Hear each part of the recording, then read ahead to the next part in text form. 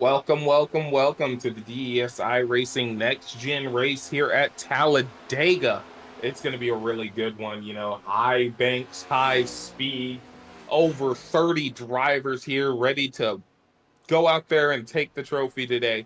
So I'm joined in the booth today with Mr. Hunter Davis and our broadcaster, Damon O'Brien. Hunter Davis, how are you doing today? I'm doing good, everyone. I'm looking forward to tonight's racing. We've got a stacked field out here. A lot of cars that are going to be out here taking the grid, so it's going to be interesting to see how these guys make it 80 laps to the finish. Oh, yeah, this is going to be an interesting one. Super speedway racing is all about patience and car control. You don't really have to worry about tire wear. You do have to worry about your fuel strategy just a little bit. But the main thing is controlling that car in the draft, controlling that car when it gets bumps, controlling when you get side drafted on. There's a lot of control aspects to it. So these guys are going to be doing everything in their power. So we're going to go ahead and look down the field and hopefully get our running order.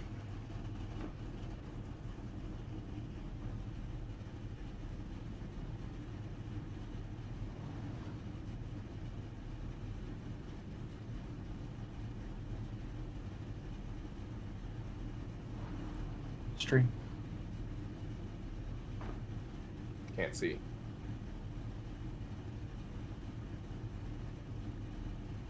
Having a little bit of technical difficulties here. We're going to get this ironed out real quick, and then we'll get you your running order.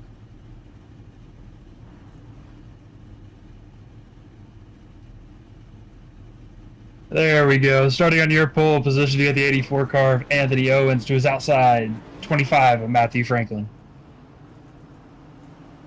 Starting at third, you got the 10 car, Cody Naylor to his outside, the 54, Jonathan Harrison.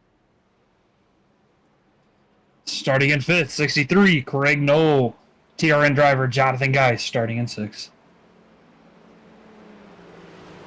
Starting in seventh, 28, Stephen Ouellette to his outside, Rat Fink driver, the 4 car, Chuck Burley. Row number 5, starting in ninth, the 43 car, Hunter Cox to his outside, Rat Fink driver, the 68 of Tom Ringer in 10th. Starting at 11th, you got the 3 car, Sean Dion to his outside, 70, David Hickey. Starting in 13th, 38 car, Dakota Shears to his outside, Gary Bergeron in 14th. David White in that 26 car, starting in 15th. Mark Holloway, Rat Fink driver, starting in 16th. Todd Perrott, that 69 car, starting in 17th. Chris Wagner in the 57 to round out row number 9. DES newcomer number 55, Ethan Schmidt, starting in 19th. To his outside, 23, Tyler Waltz. Christopher Morton in the 82, starting in 21st. Tanner Honeycutt in that 13, starting in 22nd. Looks like we had quite a few drivers that elected not to qualify. You'll have the 79 of Jordan Tross starting in 23rd. The 44 Zachary Ham in 24th. You got Brian Sosa in that 60 car. Brandon Hinton in the 5. Tad Dabney. You got Charles Connor, Matthew Tennant, Cody Benzel, Christian Clark, and Ryan Godfrey, who elected not to qualify. As the pace car pulls off, we're going to go ahead and head into the green flag. Interesting thing right here, that 84 starting in front, he's part of the Bayou Boys. They're going to be looking to set themselves out here. They've got a lot of drivers here. They're going to be working hard. Green flag's out. We're getting rocking and rolling. These guys are moving through the field. The front two get separated quite nicely, but, you know, it's a super speedway. That's a little dangerous getting a separation like that. Craig Knoll's going to sneak into that P3 position real quick. These guys are already getting linked up. Look at those two lines right there starting to form up. And they're about to start chasing down those two leaders. Where's the 10 car going to go? That's a big question. They're both teammates. Yeah, that inside line getting a huge jump like there, that's not what they want to see. It's going to make it a lot easier for those guys behind them to get a run, pulling up back to them once they get up to speed here. A little bit issue back in the back of the field. Some guys separated, losing the draft. So these guys are going to try and get it together and get back up there. They're going to hope on a caution to get back up in the front. Looks like we may have had a car with a penalty. The, who is that? The 70 car. Looks like he was dropping down pit lane. Or correction, that would... Go ahead. That would be the 25 car of Matthew Franklin. That's not something you want to have happen. Also, early on, we've got some 3 wide going on right here. Sean Dion on the bottom, Craig Knoll in the middle. And then you've got Chuck Burley right on the outside, the Rat Bank guy. He's the RF graphics design, which you will see on that 4 and the 69 right now. He's the man who makes those paint schemes. They actually sort themselves out. Looks like we're getting single file on the inside right now. 10 car to the lead with 28 behind them. We got 4 cars there on that outside lane. It doesn't look like they're going to have the momentum. They're going to continuously lose as this inside lane starts to iron it out. Looks like the 1 car of Gary Bergeron is going to go to the outside and try to lead that outside lane. And this is not something people really want to see. They don't want to see everybody get single file because that's going to stretch it out. It's going to make it hard to make passes. But one great thing about the next-gen car is you see the 1 car and the 38 on the outside maintaining pace. Is these cars have a very bad problem about side draft. If you get close to them in the corner, you're going to hold them up and you're going to drag them back while going forward yourself. So that outside line is trying to form. You've also got the 70 and the 43 out there as well.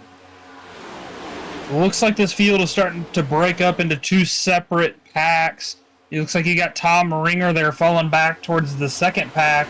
Maybe possibly losing the draft. I don't think that's what these guys want to see here this early, as we are 3 wide heading into the tri-oval. Now, one thing that's going to work out for Todd Perron is the person leading that second pack is his teammate. Oh, so we got cars in the wall. We got multi-car wreck there in turn number 1. Look at the 1 car of Gary Bergeron. Looks like he was involved. I couldn't see who else was involved there. It looks like the 4 car, the 68. Look at them both going around right now. They're both kind of chattering. Not the 68, 69. They're both kind of chattering around the track right now. We're going to try and get a replay of that.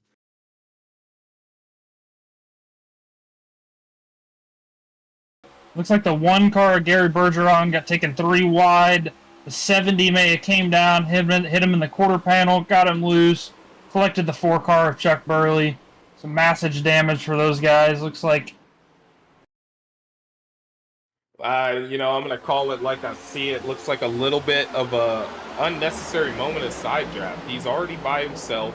You're already freight training him. You pulled up close to him. He also pulled up to try and catch your draft a little bit, and that was just a recipe for disaster. You've got to be careful with those side draft opportunities.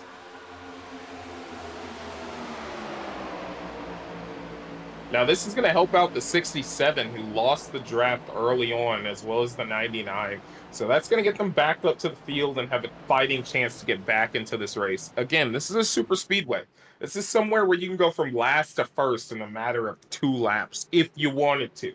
It's dangerous, but if you wanted to, you could do it. Yeah, absolutely. This early, we have no stage breaks here in this next gen series. So these early cautions are going to give guys to kind of slow down, figure out what strategy they're planning on doing. They will not be able to make it to the end on fuel. But as you know, here at the super speedways, the tires are not that big of a factor here. So there is some different strategies these guys can play.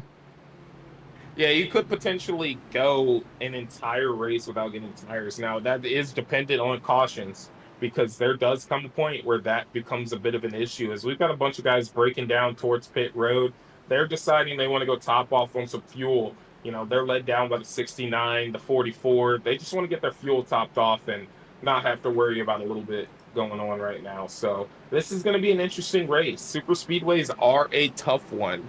And we have another super speedway race tomorrow as well. So it's going to be interesting. A lot of fun and exciting racing going on. Yeah, these guys, they do have a massive field out here tonight. So they're probably trying to find their groove, find the guys that they want to work here with tonight. Now, there's a lot of large teams out there right now. You've got the Bayou Boys who've got 82, the 10, the 38, 70, and 43. We're going to take a quick commercial break for you. Bud. Wines. Bud. Bud. Wines. Bud. Bud. Wines. Bud. Wines. Bud. Bud. Wines. Bud. Wines. Bud. Wines. Bud. Wines. Bud.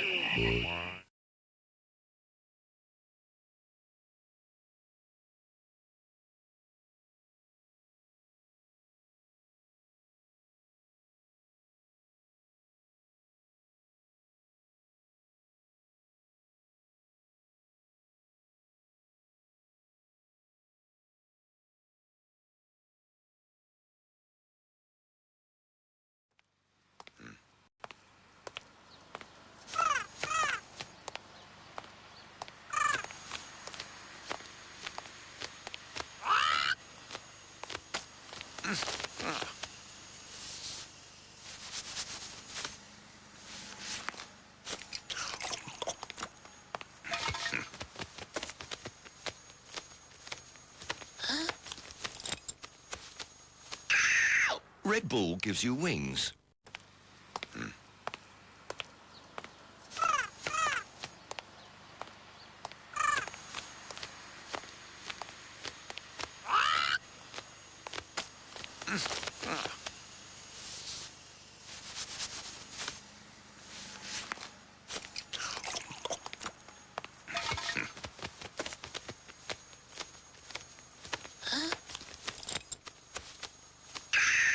Red Bull gives you wings.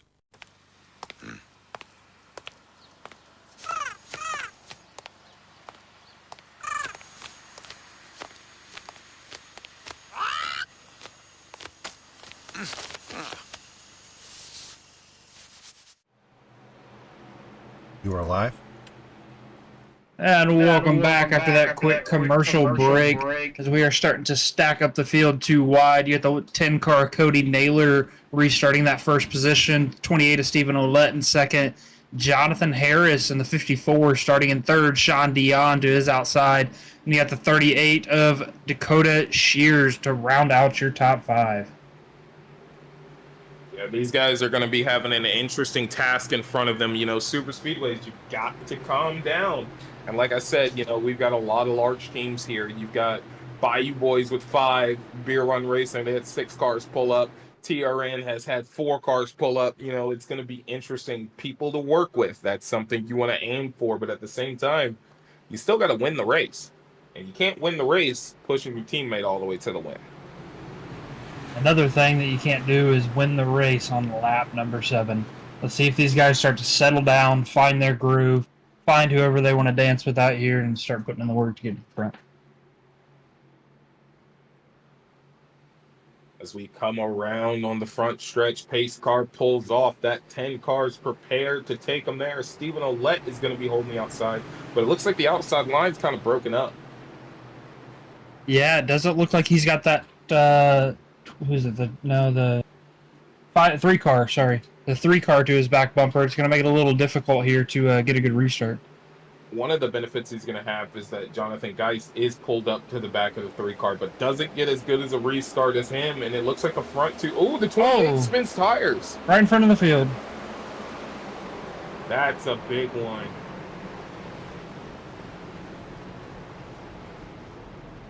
Looks like he may have had a money shift there. That's never something you want, especially on a super speedway. That's going to hurt him a lot. You might have to get a tow for that. See if we can get a little in-car camera here and check out the RPM gauge as we go around.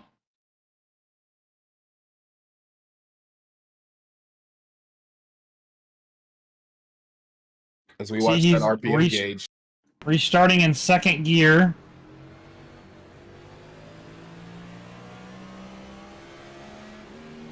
Right there, 1st gear, yep.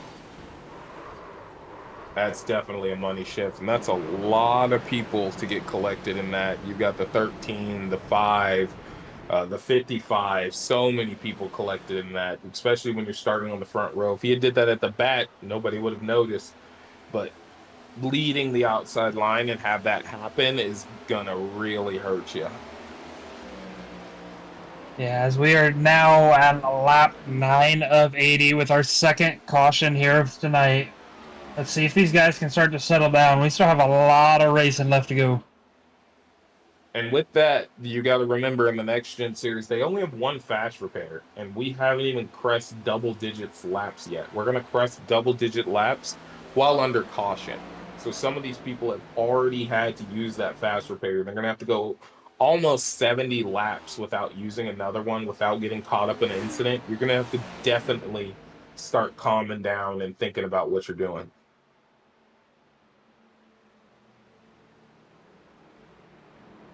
Let's see if we have any takers here on pit road. I look to see all those guys that got damaged there on the restart. Come down pit road, get some of this damage repaired. We're going to take a look here. I'm going to kind of watch pit road while we watch the leaders right now. Looks like the 56 is your first taker down pit road. 59, 69, they're down pit road. 44, he's back on pit road. You've got the 82 coming down as well. 5 car, he was collected in that wreck accidentally. And we have the 57, 54, 13, 79, 70, 68, 67. A lot of takers on pit road. Yeah, it looks like a lot of these guys might be playing a little bit of strategy. If they wanted to go to the back here, it looks like they might try to use this pit cycle to fall to the back, let these guys iron out and figure out how we can get some good green flag runs up here. Looks like we got a lucky dog coming on the outside. It's going to be the 4 car of Chuck Burley. He's going to come around. He was 2 laps down due to his early race incident. He went and took his damage versus anything else. I think he used a fast repair, but he had to tow, unfortunately. And, that's pretty uncharacteristic of Stephen Olet to have a money shift like that. Maybe it's the nerves of leading this with this many cars in it. I know that is a bit nerve-wracking to have that many cars lined up behind you. So, sometimes you just make mistakes when you're feeling the pressure of those around you. Yeah, that definitely could be a factor. I mean, there's, like you said, there's a lot of cars out here. We have a lot of racing. A lot of guys think that whenever you come out here to a super speedway and you're 20 cars back, that it's going to be super difficult to make it to the front. But as soon as you learn how to manipulate the draft and the aerodynamics, you can navigate your way through this field pretty quickly. And, me and you both are drivers, so we know that, sometimes you can have those feelings. Sometimes you have those issues going on. But we also have to understand that you can't drive that kind of way. You have to pay attention to what's going on. You have to understand that It's a long race. I mean, it's 80 laps around a 2.66-mile track. You've got time. A lot can change between turn 1 and turn 4. And, both of us have been the benefactors of that and also have been bitten by that. Starting, you're on the lead leading into turn 1, and by turn 4, you're back in P12. Like, it can happen, but, you've got to be cautious and calm around these tracks. These are my favorite kind of things. This is probably my bread and butter. So I've got a little bit more to say about it. Just be patient. As the lights on the pace car pull off, we're going to start stacking up too wide. Looking like it's going to be a similar restart grid. You got the 10 of Cody Naylor leading the field. You got the 3 of Sean Dion, who's outside. 54 of Jonathan Harrison in third. 38 of Dakota Shears in fourth. And then you got the 26 of David White, who's worked his way up to the 5th place position. And this is a good showing for David White. He's a short track kind of guy. So to be out here on a super speedway and moving towards the front, that's something that I know he's really going to enjoy. But another thing we've got to talk about, towards the back, you've got guys like Brandon Hitt and Tom Ranger, guys who are constantly towards the front of the field, and they're mired in the back in sub 20th position. So that's how much of a shakeup super speedways are. Yeah, and that could be a different strategy that these guys want to play with a massive field like this. It's easy to make your way to the front, but it's going to be basically a war of attrition. Who can keep their car the cleanest for the longest? I do 100% agree with you on that. And one guy I kind of want to keep my eye on is a guy who knows how to keep his nose clean and kind of gets collected by random incidents is the 99 of Christian Clark. He's worked his way up to P8, so he's going to be looking to either work towards the front or stabilize position. So I'm going to keep my eye on that guy.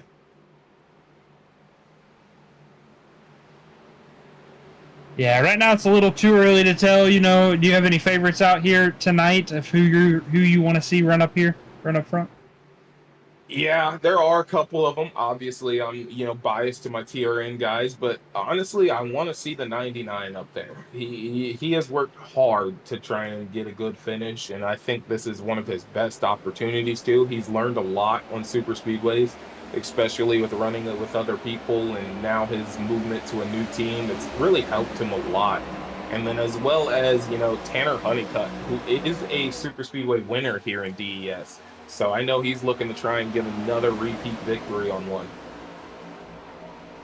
Looks like that outside lane is going to die off pretty quickly. We're down to now 3 cars up here in this front on the outside lane. Everybody else is going to go to the inside, try to get that momentum. A little bit of 3 wide action there towards the middle of the pack. Looks like they're going to get it ironed out. And David White's actually going to jump up to that outside, and he's going to try and take over that lane's lead. But the issue came when Tad Dabney kind of scrubbed up on the corner. He pushed off his teammate, his assistants behind him. So David White's going to cut back down to the inside and take over that P4 position. Yeah, right now until this outside lane gets organized, you kind of want to stay with the draft. It looks like he might be trying to pull that outside line up there to him, but they're going to fall back in line. We are now single file for the first 9 cars. And trying to help an outside lane grow is something you can do on super speedways, but at the current state of what it's looking like, that's not an option. But he actually goes to the outside and he gets assistance from Craig Knoll. He's also got Jonathan Geist coming up there, and now that outside lane gains that momentum and gets up to them. So I think they're choosing to group up, lose the position, and then trek their way back up.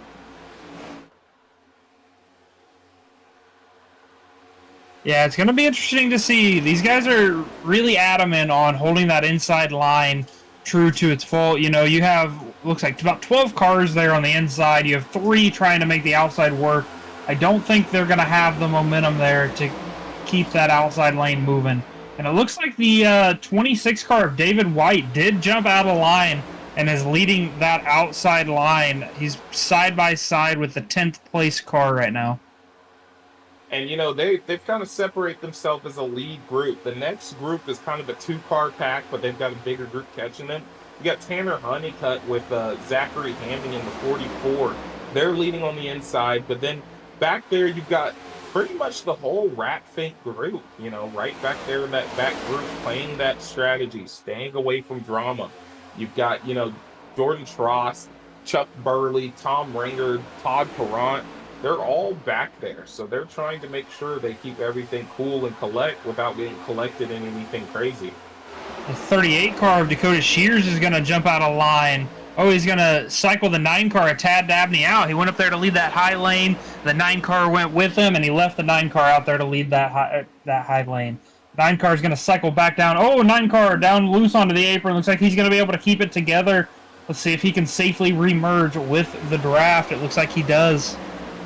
And that's a very lucky moment to be able to rejoin there and also not lose momentum off those guys in front of you. He ran the risk of really losing something. I actually think he's going to lose the draft and fall back towards that next group. But he got very lucky because normally when you go off in that line, you're hitting that inside wall. We now have 2 cars remaining here on this outside lane. Oh, and just as I say that, 3 more come to join him. Looks like the 38 car of Dakota Shears is going to try to lead this high lane around that 10 car, Cody Naylor. David White is kind of sticking to that area. He wants to try and make something happen on the outside. Now, the outside gives you more breathing room. You can go higher. You can go a little bit lower. But the problem with the outside line is if something happens and it comes up on track, you have nowhere to go. You're pretty much collected in that. Yeah, due to the banking here on this track, whenever an accident happens, right, they typically tend to migrate up the track, which is the issue and the danger of that high line.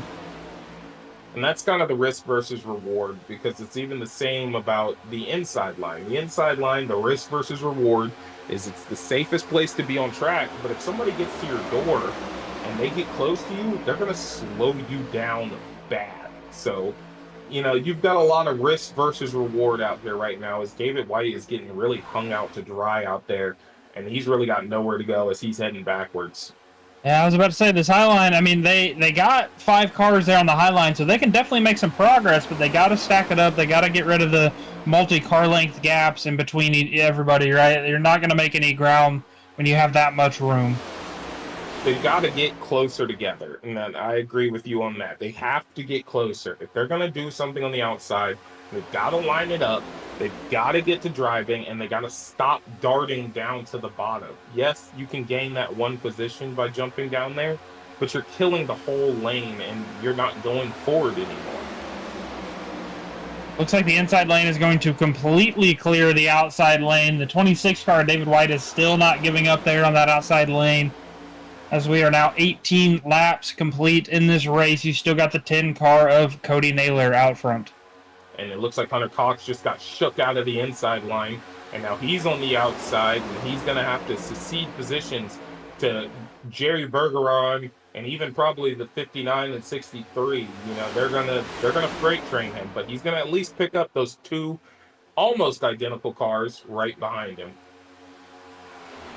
Yeah, let's see if Hampton White is going to play nice and get to his back bumper. Looks like he is. Inside line still with the advantage here.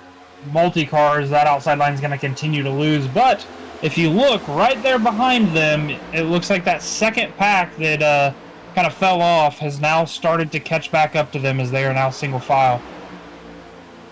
Yeah, it looks like that second pack back there is more uniform. I mean, look at them. You've got Tanner leading it. You got Zach Hamby right there. You've also got David Hickey. He's there. And then it's a line of Rat Fink guys.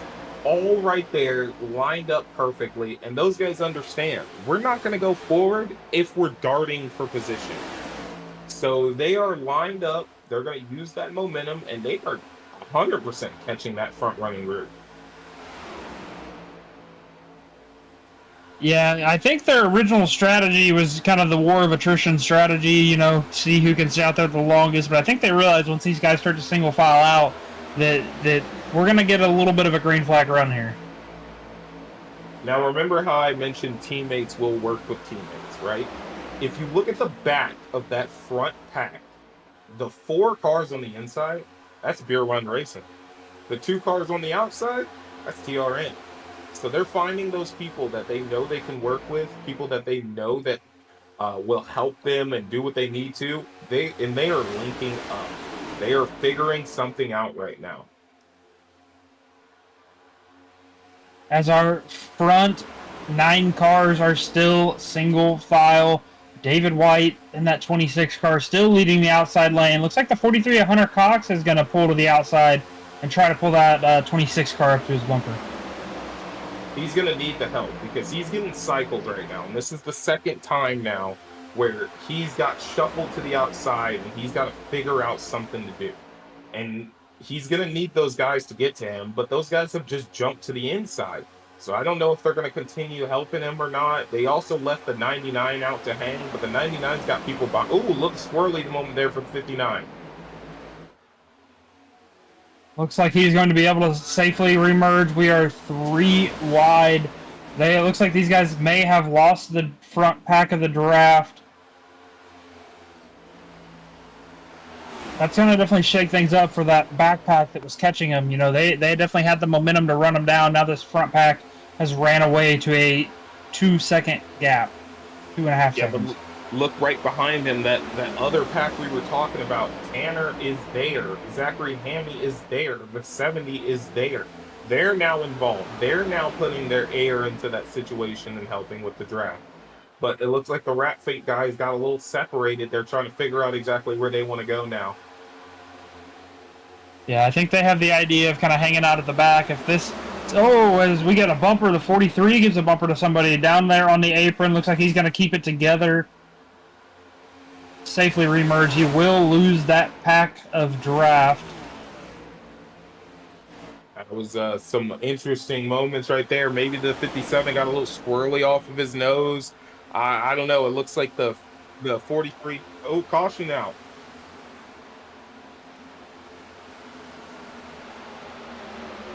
Looks like the 70 is around.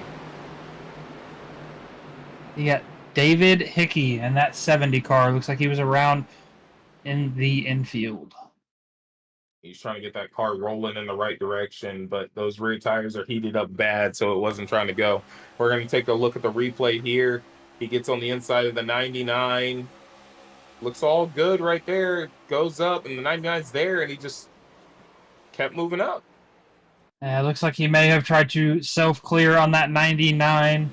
That's not going to work here. These guys got to find a way to work together. Use these strategies to help each other out. You know, these incidents are not what anybody wants to see. Absolutely not. Nobody wants any damage on their car because any kind of damage is going to slow you down. It's going to hinder your progress. You're going to have to go to the back again. One thing that we'll do is allow that rear pack that had lost the draft to catch back up to the lead pack. So let's see if that changes anybody's strategies. We are now 23 laps complete. You think we'll have any takers here on pit road? I think we'll have a few. You know, some guys are going to want to get fuel, and then especially guys who had a little bit of slide, they're going to want to probably swap out those tires because they don't want overheated tires. Because the problem with tires here at a super speedway is when you do go try to pit and they're worn down or heated up, you're going to slide through your pit stall. So someone like the 57 is definitely going to hit pit road, and he's somebody who benefited from that caution coming out too. And like I called it, he's coming down pit road. Looks like everybody is going to come down pit road except for that 4 car of Chuck Burley, who will be your lucky dog candidate. That's a smart move. Now the question is who's going to take tires? Because right now your leader was Cody Naylor and then Sean Dion in P2. But are they going to come out in the front still? Is everybody going to take tires? And it looks like Sean Dion's actually going to beat out Cody Naylor as long as, and Jerry Bergeron might have also done it. Sean Dion may have had a fuel only or possibly a 2-tire stop based off his pit time there. And this is one of the few tracks where you can do 2 tires and get away with it because it's not going to cause you to spin tires. It's not going to give you any kind of crazy issue. So lucky on him, good move on him, and he's going to take the race lead, and he's going to lead some laps today. Or it's even a left pit. We're going to step away to a quick commercial break. Be right back. At At the river mouth, the bears catch only the tastiest, most tender salmon. Which is exactly what we at John West want.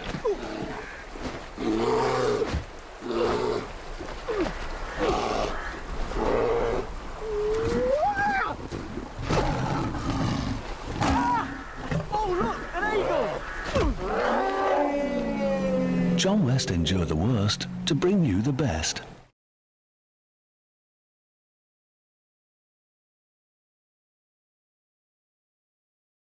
Recently, when I became deathly ill, I was able to summon an ambulance, my next-door neighbor, my family, and my doctor without picking up a telephone.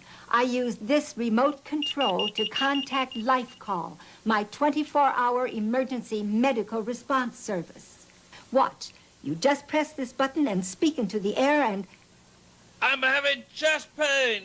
I'm calling paramedics and your family, Mr. Miller. I've fallen, and I can't get up. We're sending help immediately, Mrs. Fletcher. See? Protect yourself with LifeCall, and you're never alone. To get complete free information by mail about this affordable medical emergency response system, call toll-free now. LifeCall can save your life, so call to get free details by mail right away. For free information about LifeCall, call 1-800-872-9100. That's 1-800-872-9100.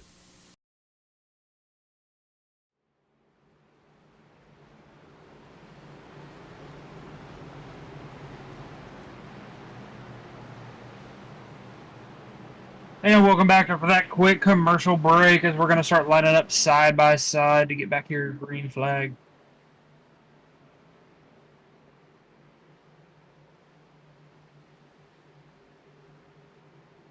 We're going to have the 3-car of Sean Dion leading this pack, 10-car Cody Naylor leading that outside lane, 1 of Gary Bergeron in third, the 26 of David White in fourth, 56 of Jonathan Harrison in fifth. And we got a new car up here in this top 10. The 68 car of Tom Ringer, who played that war of attrition strategy, fell to the back, has now worked his way back to the front.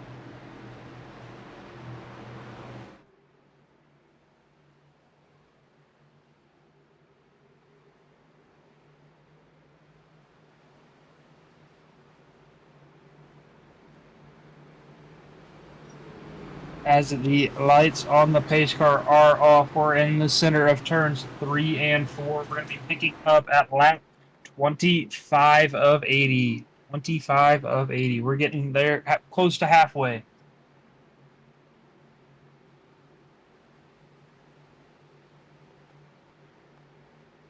Pace car is going to pull onto the apron and head down to pit road. We are side by side, stacked up. Let's see if we can get some movement here on this outside line. Let's see what Sean Dion can do with this race lead. He gets the restart zone, so let's see what happens. But Cody Naylor's holding him down. He's making sure he gets a good jump with him. And they do. And he is not clear of him. Cody Naylor is going to hold that outside line with help from David White, and he's trying to push that outside line to the front. Yeah, you got Cody Naylor there leading the outside, David White to his bumper. You got the 68 of Tom Ringer looking to make up some positions here. 79 of Jordan Trost, another guy who's been hanging out towards the back, is up front, and he's going to stick with his teammate, and they're going to go try and make the third line right now. Looks like that 26 car is going to get hung out to dry in the center. He needs to pick up some teammates here fast before he starts dropping to the back. And he's trying to. He's pulling up on them. He's really trying to get into that outside line, and he finally does behind Matthew Tennant.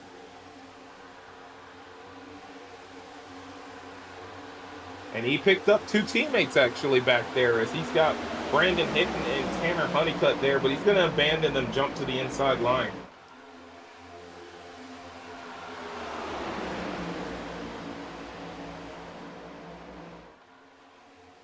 43 car getting a little squirrely on the outside, but he's able to maintain position.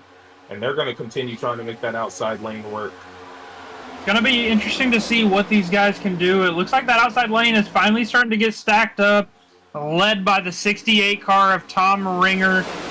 our field is starting to split into two packs there once again.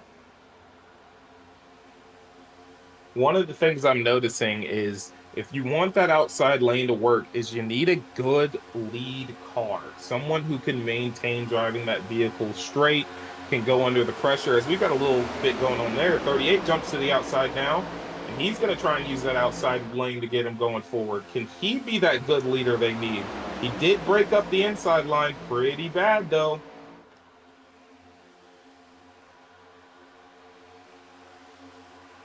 68 of Tom Ringer's going to go to the high side. Looks like he's got the 43 car with him. They're starting to lose some positions as the other lines have the momentum pulling to the inside. 13 looking to the inside of the 43, the 5 to his bumper. Looking like here in the next-gen race, the outside lanes are really suffering. So one thing that I like to preach that you need to learn on super speedways is cycling someone out, causing them to go high when they don't want to, and being able to dart low on them. That's looking like that might be the strategy you need here, because that outside lane is just not getting where it needs to be. We are on lap 29 of 80. I don't think the aggression level is quite there to start moving some guys out of the way and cycling guys out of their lanes. I think we're going to see, people trying to tick down some laps, trying to burn off some time so we make it closer to the end. And, we got a lot of new guys towards the front. We've also got a lot of guys who, unfortunately are not normally near the front of the pack, but they are leading this race. They're up there. You've got the 10 car, Sean Dion. You've got Jonathan Geis, Christian Clark. They're up there throwing in their hat, saying, hey, I can potentially win this race. Let me maintain my position. And so they're fighting hard for it. Now the question is, so do you think we're going to see a first-time winner here at Talladega? Always a major option for that to happen. Looking at what I'm seeing right now as we're running lap 30 right now, yes, I do think there will be a first-time winner here today. And I think it's going to come from somebody you don't expect, Cody Naylor, he's a guy you wouldn't expect to win here because he's not one of the guys who've been running here for a while, but he would still be a surprise win. It's Dakota Shears on the 38, who's throwing it 3 wide, cycling out the 26. That's another one that might have potential to do it, but that 54, he's kind of where I would like to be. Looks like the 26 is going to get in line in front of his teammate, that 5 car, Brandon Hinton, who has worked his way up there from the back of the pack, but now he's up here in this lead pack. 5th car back on that outside lane. Oh, Naylor goes for a late block on Shears, and it looks like the outside line is actually going to go somewhere right now. That was a close one. If he kept pulling up, that could have been bad. As Shears clears him, Jerry clears him, and they have a new leader towards the front. But is he going to lead the lap? He's actually going to cycle to the middle.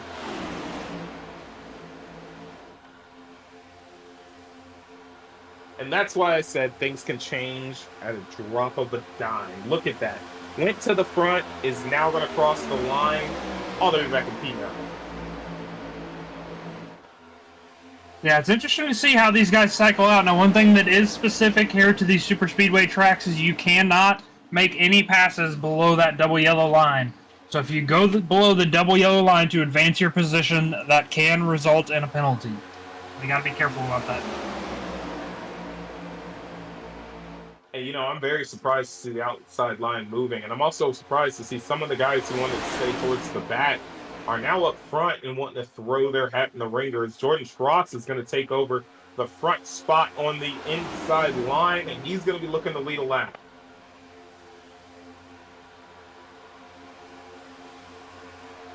Jordan Tross elected not to qualify here today. Started from the rear of the field and has now worked his way up to the front of this field. And he did, in fact, lead that lap. But, how we said it, how I said, it took a good leader on the outside, and how you said they had to square themselves away and get, together. They have now done that on the outside, and the outside line is actually prevailing on the inside right now. At the 99 of Christian Clark shoving that one car as they are side by side. Inside line's going to have the momentum here on the exit of turn number 4. Jordan Tross, Gary Bergeron side by side for the lead. It looks like Gary's going to extend his nose a little in front of the 79, but is he going to remain there to lead the lap? And it looks like he does. And Jordan Tross is actually going to be cycled back to P2 for that lap.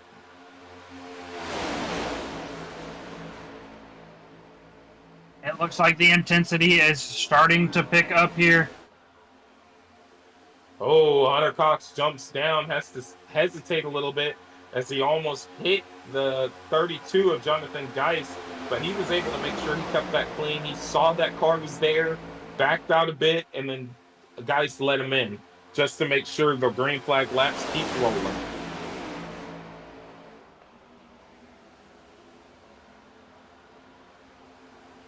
We are now on lap 34 of 80. We're almost to that halfway mark. We have the field separated into 2 distinctive packs. You got the 79 of Jordan Tross leading this front pack here.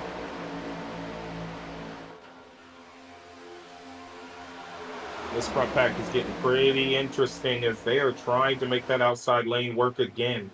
The problem again with the outside lane, as they're actually going to hang out Jerry right now, and the 99 is going to go around him. They're going to try and get him passed up. He's going to dart down to the inside line.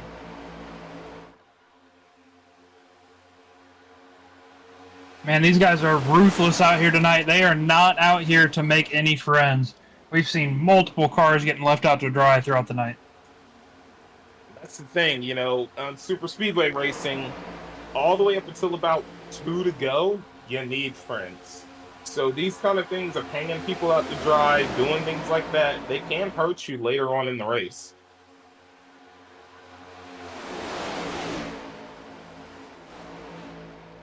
Looks like our Rat Fink guys have broken off into a center group along with the 44 of Zachary Ham. You got the 23 of Tyler Waltz there with them as well.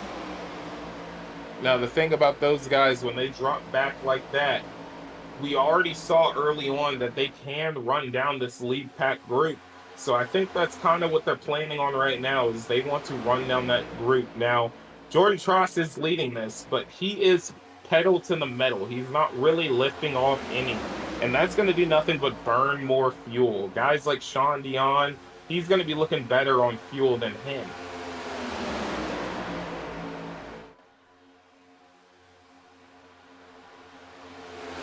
Yeah, this may come down to a fuel strategy. I'm not quite for sure what their fuel window is out here right now.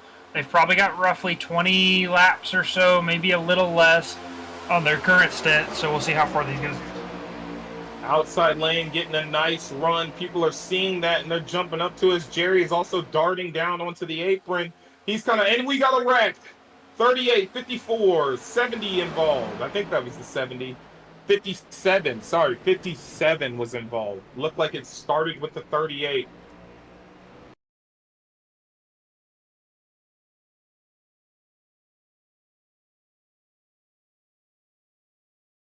So we're going to go back here and look at the replay, see if we can catch what happened. 38's holding strong right there. The one car darts down onto the apron. And then, yeah, 54 kind of was moving up off the double yellow line just because that's the natural flow of the car, and the 38 was right there. And looks like the one car was trying to avoid the 38 as the 38 goes 3 wide with only 1 lane. The one car looks like he was trying to stay out of it. He might have had a little foresight right there, a little premonition. He probably saw something going on there. And as we see, it took off right there. And the 43, nowhere to go, just kind of barrels into them on the outside line.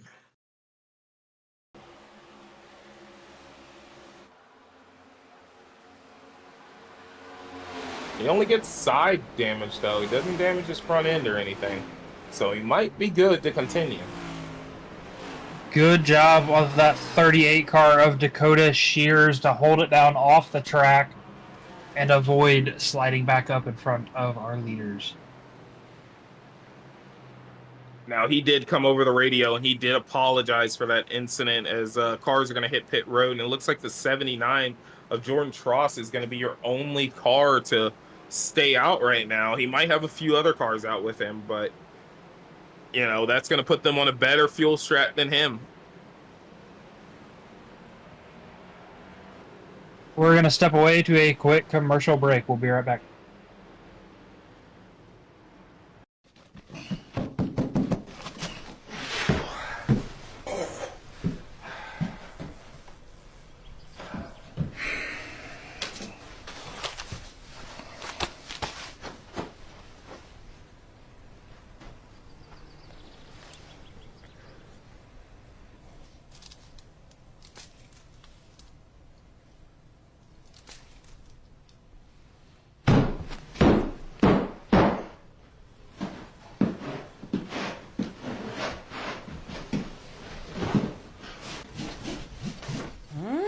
This looks great.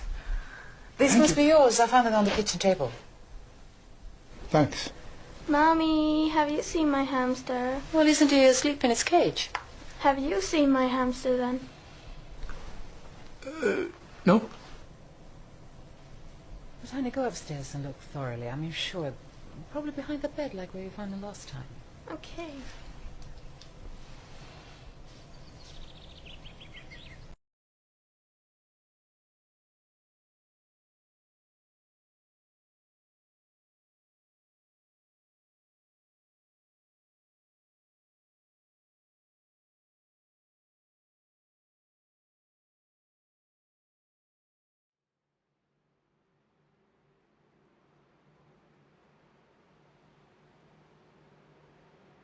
And we're back here at the Next Gen race, and it looks like most of the field came to pit except for Jordan Tross, Christopher Morton, and I think somebody else stayed out with him too. Nope, it's just those two. 25 of Matthew Franklin is actually laps down, and those guys have 16 laps on their tires. Everybody else has one lap since they last pitted. So that means that they are 16 laps better on fuel than the two leaders right now. Yeah, I kind of like their strategy, though, just due to holding the track position right. If you're in the lead, you're typically less involved to be involved in big accidents like we had just saw. So I kind of like their strategy, but I don't know what their fuel window is, so it's kind of difficult to tell how much longer these guys are going to be able to run. Yeah, and if this thing does go green, those guys are necessarily screwed because it's going to be really hard to save 16 laps worth of fuel. But at the same time, they've got the benefit of that clean air. And like you said, being away from the drama, being away from anything going on. As these guys are going to get ironed out where they are restarting, you're going to have the 79 of Jordan Tross starting in the first place. 82 of Christopher Morton to his outside, the 10 of Cody Naylor in third, 38 of Dakota Shears in fourth, and the 3 of Sean Dion to wrap out your top 5. So this is going to be an interesting one. You know, you've got guys back there, I believe it's David White and Christian Clark, guys who knocked on the door of leading a lap and know how to get up there, but they have a problem of having people to work with. That's kind of what's eating them the most.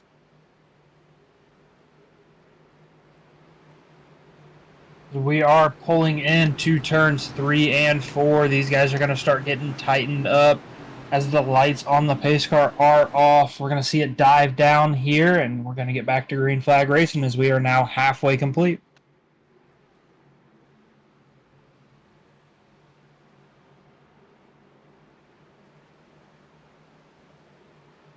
We're going to keep a good eye on these guys right now because now that they're grouped up, as long as they can group up for the restart, we should stay like this. You got a good pusher of Cody Naylor and Dakota Shears right there as well.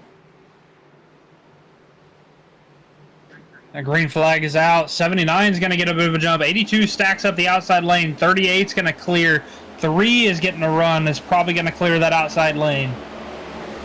Yeah, it looks like the 82 might have missed the shift or something because he just did not go on that restart, and that allowed those front two to separate. That's not what those front two drivers want to see. This field is going to be coming with a full head of steam to run them back down. Right now, there's no changing of positions as we've got a spin going on. Oh, we got a car hard into the inside wall. One car is going to be able to save it. And it looks like we are going to stay green. Looks like that 10 car is going to have to tow back to the pits as we stay green. That's going to shake up our field a little bit. It's a very unfortunate incident that have happened as the 99 82 are starting to clear those guys, and they set their sights on the leaders. They're coming for them.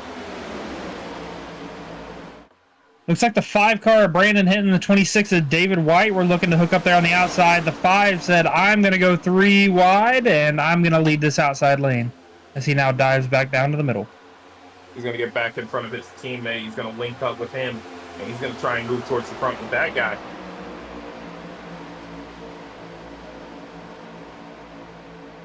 '99 jumping to the outside. That's an interesting move because he went out there by himself. Looks like I was about to say, looks like the 26 car is going to pull up. That's going to allow the 5 to pull to the back bumper there on that inside lane. It doesn't look like these guys are going to have enough momentum, but if you look right there behind them, they've got a teammate about 3 car lengths back.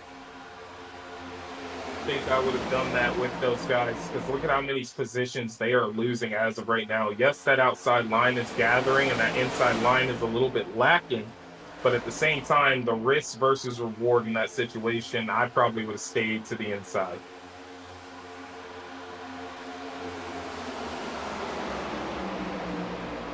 '79 of Jordan Tross still controlling this race as they pull off the Alabama gang back stretch. Outside lanes looking to start getting stacked up. They're going to have the momentum. They are now pulling up to the 5 car of Brandon Hinton in 4th place.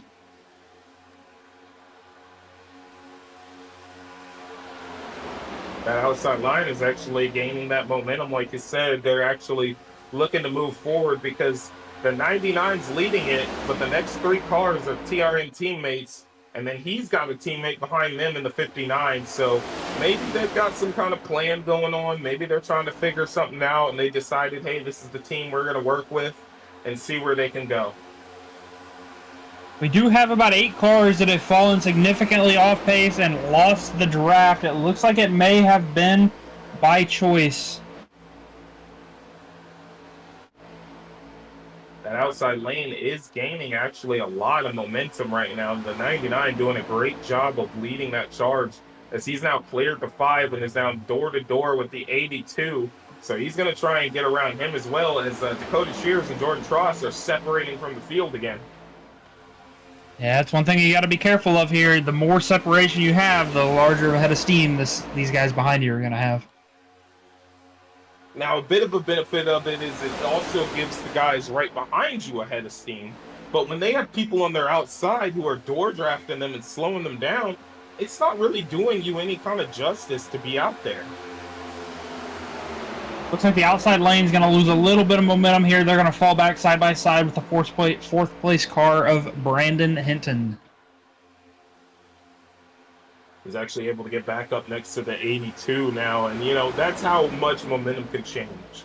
And these guys are really trying to get past that 82. The 82 is running a bit of a higher line. It's like he's trying to get up next to them, but that's not a good idea in these next-gen cars. Getting up next to the person on your outside hurts you more than anything. We are now 2 by 2 heading into turn number 1. 99 leading that outside lane with the 26 behind him. You get the 79 of Jordan Tross and the 38 leading that inside charge. Let's see who's able to get the momentum here to the backstretch. Outside lane is definitely going to prevail. Looks like the 99 of Christian Clark is now going to be side by side with your leader, that 79 of Jordan Tross. It's like the 26 kind of made the decision. He said, hey, we're going to the front. And he is shoving that 99. He has not gotten out of his rear bumper. 99 to the point with the 26. 44 is almost clear of Jordan Tross. He is so close to being there. And he's going to be clear now. Those guys are going to lead the way. Christian Clark to the point. Looks like the 20... Oh, 26 was looking to drop to the inside and leave that 99 out to dry. They're going to bring the top 4 cars down to that inside line. That's going to cycle Jordan Tross back to 5th as that inside line has now started to solidify. 5 cars remain there on the outside inside lane to prevail. And it looks like those guys leaving the outside line has killed the momentum of that line now, because there's only 4 cars out there now, and it's going to be the 99 to the point. He's going to continue trying to hold on to that 26 all over his bumper. Now, the 26 does need to be stepping out a little bit because he can overheat these things still following that close, and he's following a lot closer than anybody else is. It looks like the 99 is doing a good job of keeping it there in one place so the 26 can fall in suit. He's going to give him a nice shove here in turns 1 and 2.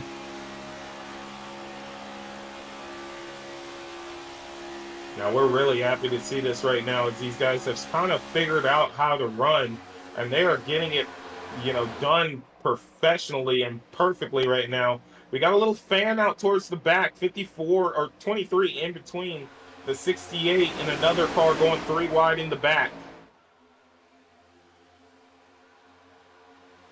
Looks like they're going to get it all ironed out. Looks like we got a few more takers there on that high lane to start getting the momentum moving.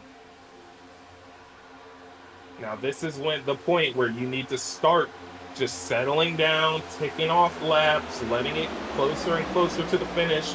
Remember, they know for a fact that these guys are 16 laps better on fuel than Jordan Tross and Christopher Morton. If this thing was to stay green to the end, those guys would have to pit. It is a tall tale to save 16 laps worth of fuel. And that would be an absolutely devastating feat, pitting with only 2 cars compared to a 20-car pack. The speed difference would be absurd. As the inside line gets shaken up, that 13 around in front of the field.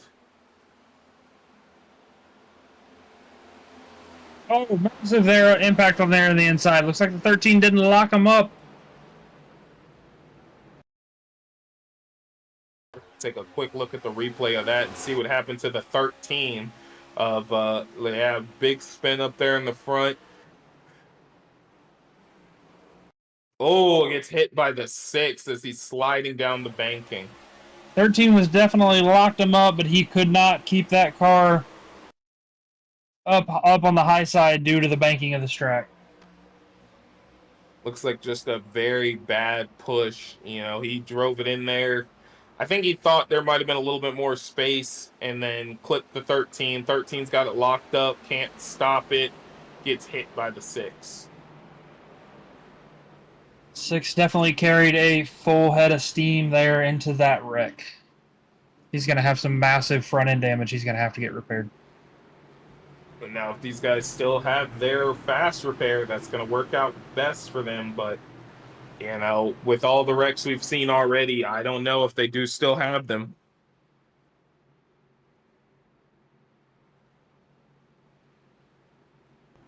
And that actually saves people like Jordan Tross and Christopher Morton, who needed to pit to get on a better fuel strategy. And that might actually give them the fuel strategy they need to make it to the end.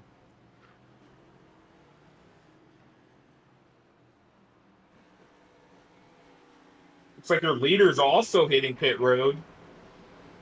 Whole field hitting pit road.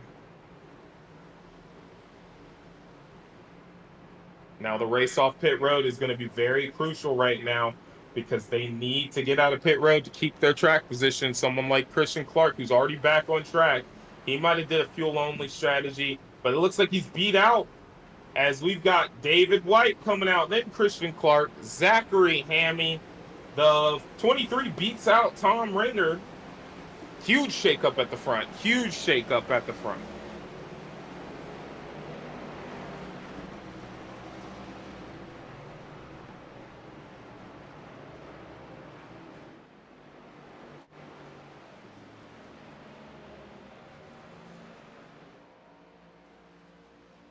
We're going to step away to a quick commercial break. We'll be right back. At the river mouth, the bears catch only the tastiest, most tender salmon. Which is exactly what we at John West want.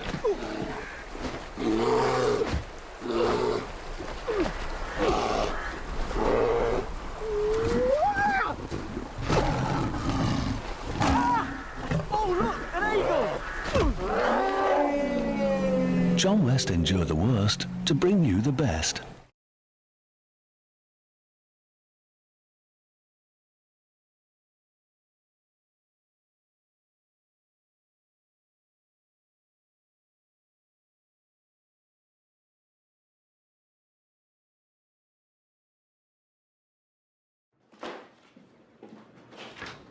Hey, Lindsay?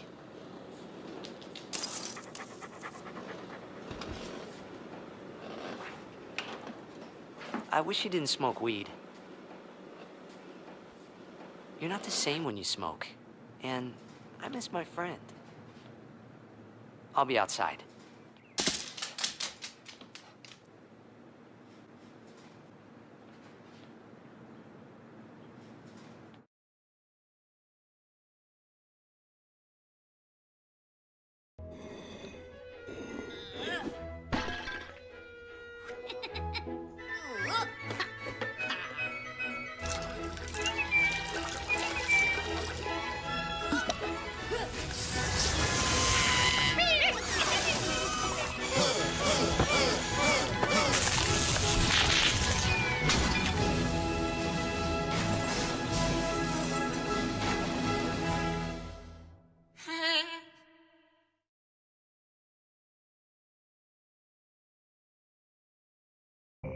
Burrito run! Who's in? I want to hear that. Yeah, You don't have to literally Let's do run. burrito run. They're eggs on weed, and we all agree they've got no idea where this is going to lead.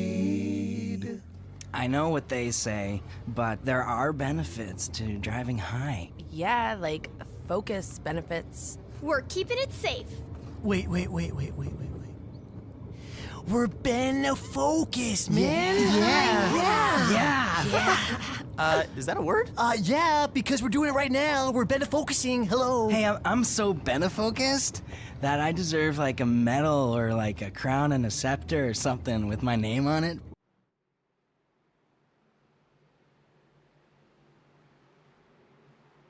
And we're back live with new race leader David White with Christian Clark on his outside. He's going to have Zachary Hammy starting P3. And then Tom Ringer, a guy who's been in the back, he's going to be in P4. And then we're going to have the 23 of Tyler Waltz. He's going to be out there with Jerry Bergeron in P6.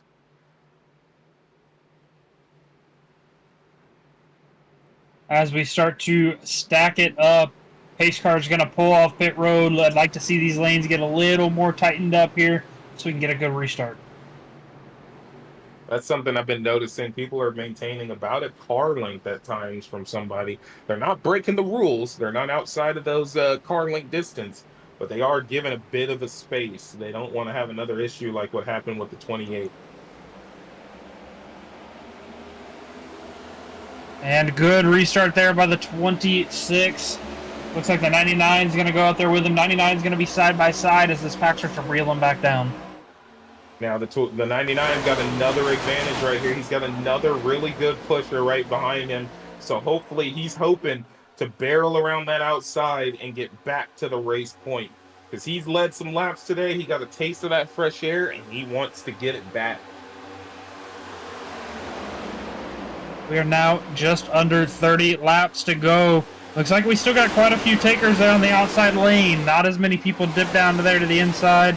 We're going to have a car that scraped the wall a little bit. It's going to start losing the draft there at the back.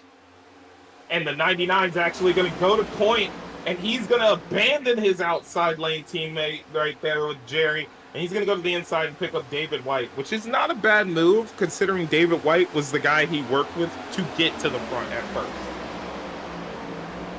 Yeah, you know, right there in P1, P2 on that inside lane, that's exactly where you want to be. Those guys are just hugging that yellow line, ticking off the laps while these outside lane tries to get the momentum on them. And it looks like they will. The one car is clear. Let's see if he can bring the 38 with him. And he's going to. Normally that wouldn't work out because those two were out there by themselves. But Now they were able to hold there. And I just want to give a nice little shout out here. Looking in P6 of the inside line, Tad Dabney. He has made his way towards the front. He's been towards the back most of the race, and now he's up front, and he's looking to make sure he goes further up.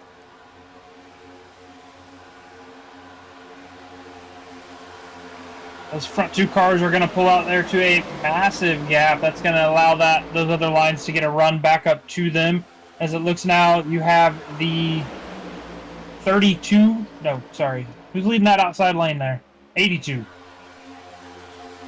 Yeah, the white number blends in with the white car, so I've been making that mistake too. I've been wanting to call out his number, but it's making it hard too.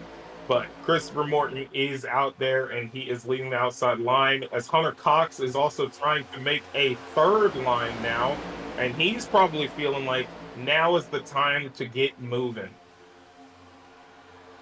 So as we are now closing in on 25 laps to go, we still have quite a bit of racing left to do. They are still 3 wide. You've got Brandon hitting, Stephen Ouellette, and then who's that on the end? Oh, bumping and banging.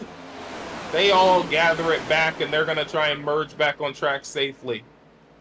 Looks like everybody is able to gather it back up and remerge. It's going to shake up the pack a little bit, slow down the momentum as your front two cars are slowly pulling away.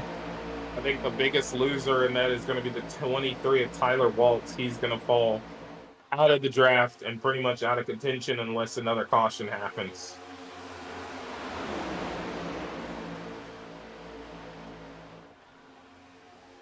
Inside lane, definitely with the momentum here. The 3 of Sean Dion is side by side with your 6th place car on that outside, as they are now starting to form up a little bit. They don't have as many cars there on the outside lane as they do on the inside, so let's see what kind of momentum they can bring heading into turn number 1.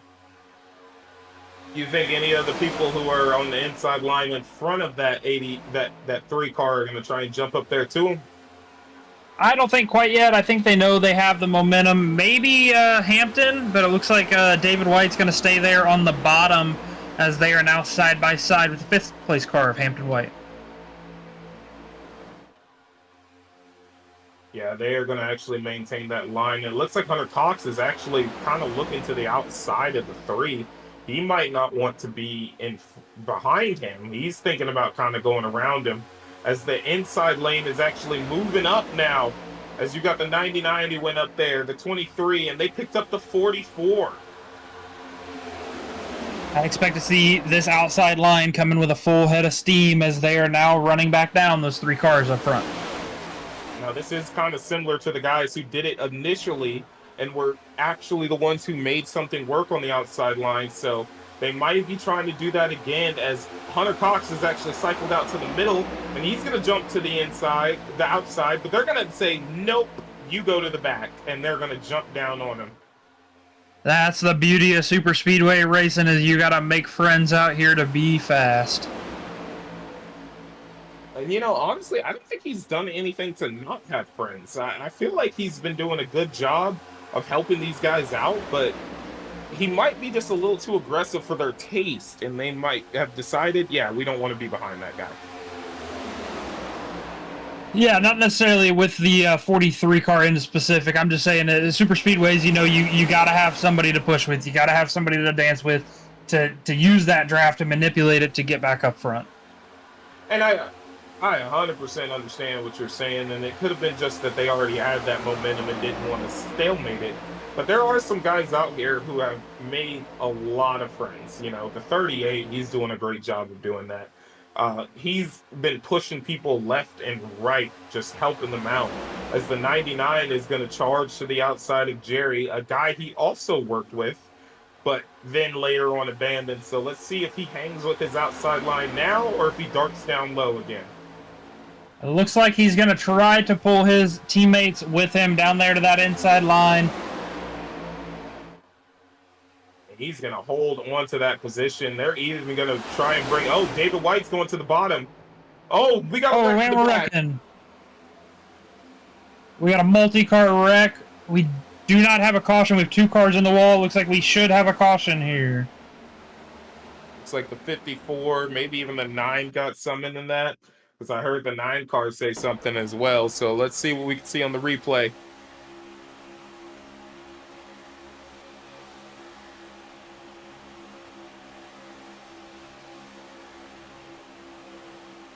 And there it is again, just trying to side draft somebody, and it turns out to be a bad idea. I don't know if he necessarily meant to get that close, because it's a little weird on the front straightaway on here at Talladega. When you get on the front stretch, it expands to technically 4 lanes, you know, quote unquote, based off the hash marks. And then it closes back up to 3. So it might have been just a situation of that lane closing up. Very unfortunate for that 33 car of Cody Bensel. He had nowhere to go there on that outside line as that car snapped up to the high lane. And Cody Benzel is out here trying to have a good race. You know, Cody Benzel, part of Beer Run Racing, he's just trying to hang out with his teammates, you know, the 99, the 60 and all them. But we're going to take a quick commercial break and then we'll come back to this exciting action. Ship my pants? Right here? Ship my pants, you're kidding. You can ship your pants right here. You hear that? I can ship my pants for free. Wow, I just may ship my pants. Yeah, ship your pants. Billy, you can ship your pants too. I can't wait to ship my pants, Dad. I just shipped my pants and it's very convenient. Very convenient. I just shipped my drawers. I just shipped my nightie. I just shipped my bed. If you can't find what you're looking for in store, we'll find it at Kmart.com right now and ship it to you for free.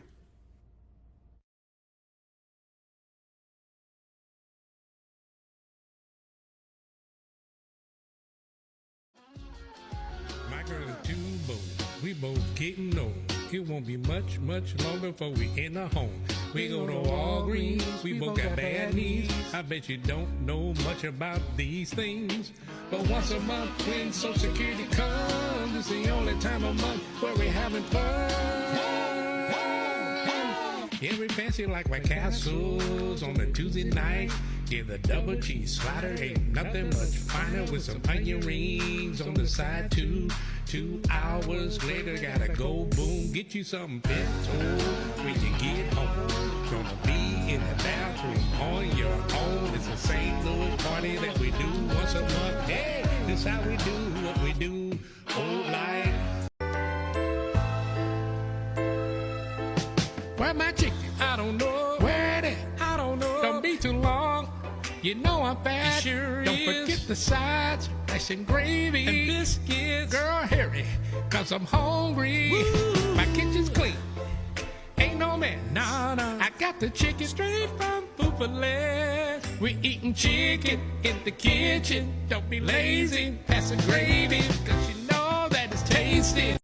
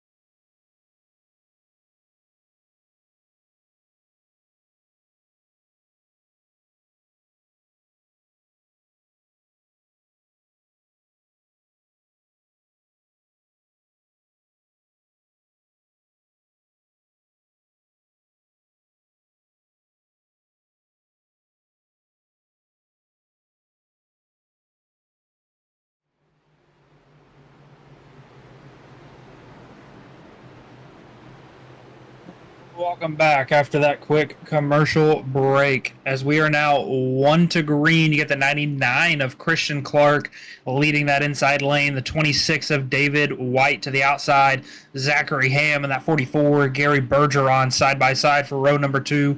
And you got Hunter Cox and Brandon Hinton, row number 3. You know, Hunter, who are you liking out there right now? Who are you thinking is doing an amazing job and could potentially win this race? Well, I mean, so it all depends, right? You got Hampton, David White is out there. He has just shown some absolute dominant strength, pushing other cars around. You know, I'm kind of interested to see what he's going to do out here when he's got some fresh air. I mean, the best place that I personally enjoy being is I want to be second place on the inside line on the last lap. And I have to agree with you on that. And that's, you know, I'm really enjoying what Christian Clark's out there doing. And I think he's running an amazing race, but I think him being out front is probably going to hurt him in the long run. So I think someone like Zachary Hammy or Jerry Bergeron, they're in the best places, because if they can push the car in front of them to the lead, they're going to be in the best place if this goes green all the way to the end and they maintain their position. So I got to agree with you on that second place thing. And I'm excited to see what happens as we come through the tri-oval. Again, start-finish line is after the tri-oval here in Talladega. The restart zone is right in the center of the tri-oval. So let's see what we got going on. We are bumper to bumper. 99 with a good jump. 44 follows in suit. 26 of Hampton White's going to be side by side with the 44. Now, he doesn't get a master jump like we've seen other people do. I think he paid attention and he understood I cannot extend my gap too much. So he's actually going to hold his position, and those two cars behind him are linking up. He's got an aggressive pusher behind him as well, and Hunter Cox. Hunter Cox is going to pull up right to those guys and make sure they move to a sizable gap. Look at that inside line go. 44 and then 99 getting the good momentum. We're now single file for the front 6. David White and Brandon Hinton trying to make that outside line work, but they do not have any additional help behind them as they are slowly dropping back throughout the field. And it's going to hurt them even more because the guys right behind them were 3 wide as Jonathan Geis hung Craig Knoll out to dry, and he is going to try and hope that teammate can pick him up as we now see our front 5 cars separated as Jordan Tross is now leading the outside line, and he's going to try and get up there and get back into this fight.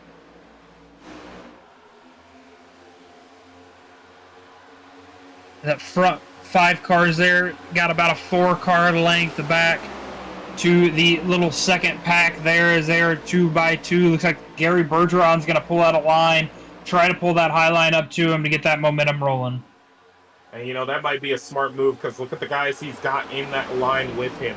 He's got Jordan Tross, he's got Mark Holloway, Brandon Hinton, David White, and Jonathan Geis. So he's got a strong line right behind him. So that might actually play dividends here in the next couple laps.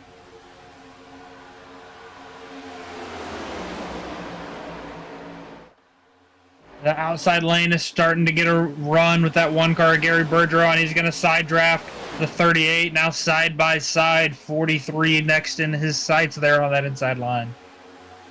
That outside line's got some serious momentum now. If anybody on the inside wants to potentially go to the front, and there it is. Hunter Cox is going to pull up. He's going to maintain good speed to where he's not checking those guys up, and he's going to try and go to the point. This outside line's going to get a good run here coming onto the front stretch as these guys are starting to pick up the pace. We are now 14 laps to go.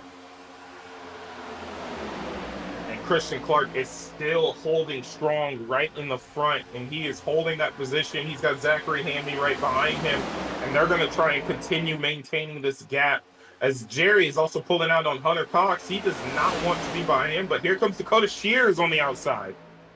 38 car with a big run. He's going to be side by side with the 44 for position number 2. It doesn't look like the outside line's going to get to him quick enough. Oh, yep, they do. And now he's going to be side by side with that 99 car for the lead.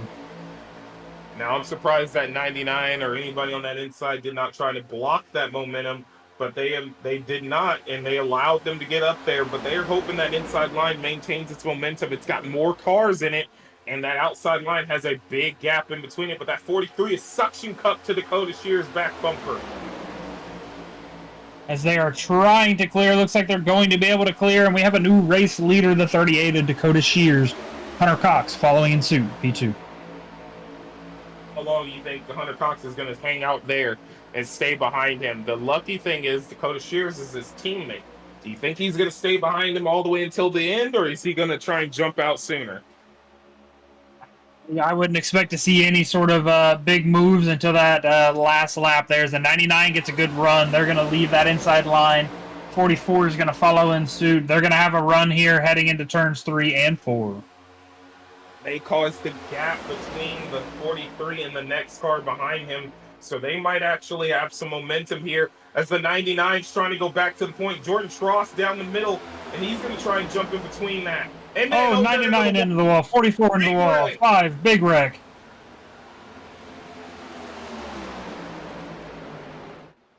I think that might have been a bad push. And you know, that happens. That's what you call a racing incident.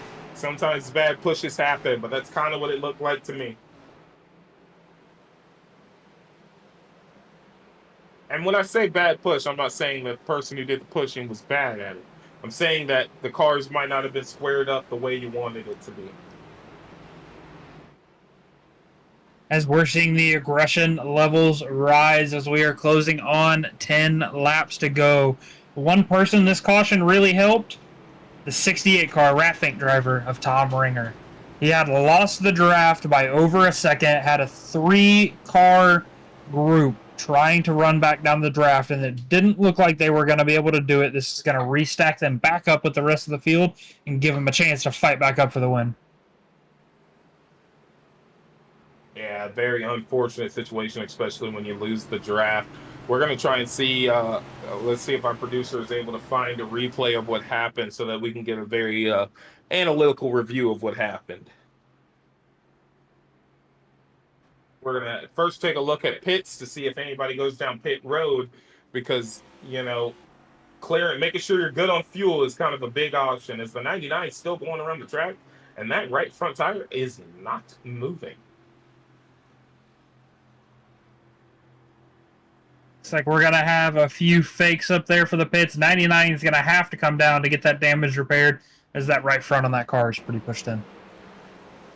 Yeah, it literally was not moving for him, and that's pretty unfortunate that he had that situation happen because I know he was looking for a good finish today. As we take a look at the replay here.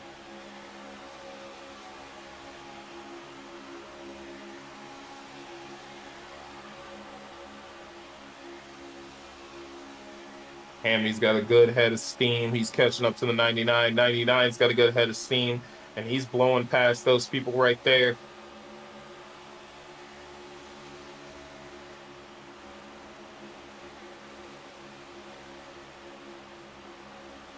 Looks like all is going well so far.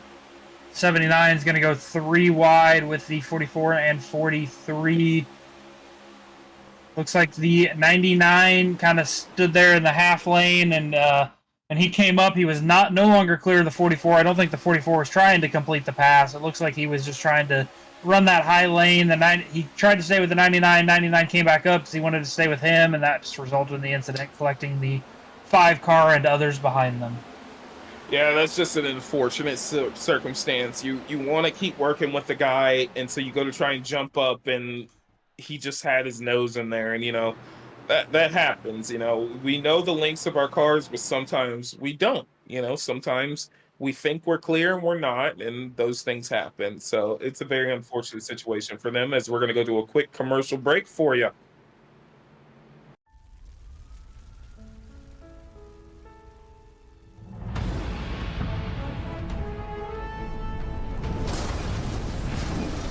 Thank you, Agent State Farm. Like a good neighbor, State Farm is there. Cut. Hey, Arnold, I'm hearing neighbor. It's neighbor. That's what I said. Neighbor. Neighbor. Neighbor. Hey, let's go again. Like a good neighbor, State Farm is there. Cut.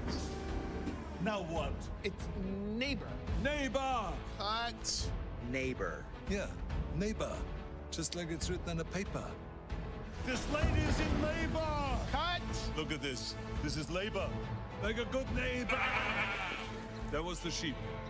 And you know it. It's like you're cold. Yeah, I'm cold. Bah. Neighbor. Still no. Like a good neighbor. Cut. Burr. Bah. Burr. Bah. Burr. Bah. Neighbor. Neighbor. Burr. Bah.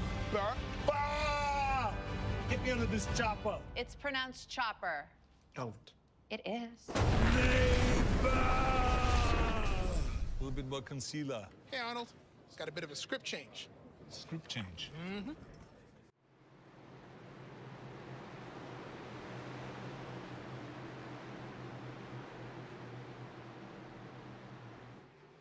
And welcome back after that quick commercial break. We are now at 9 laps to go.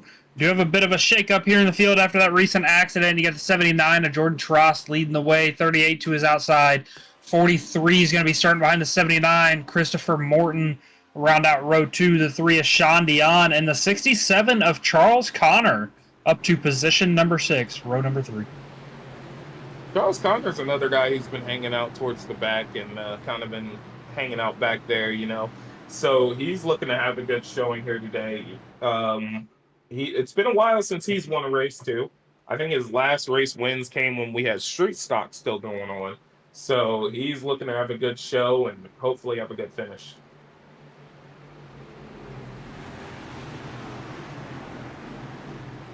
And Jordan Trost is going to be leading the way, and it looks like the inside line might be kind of already deciding.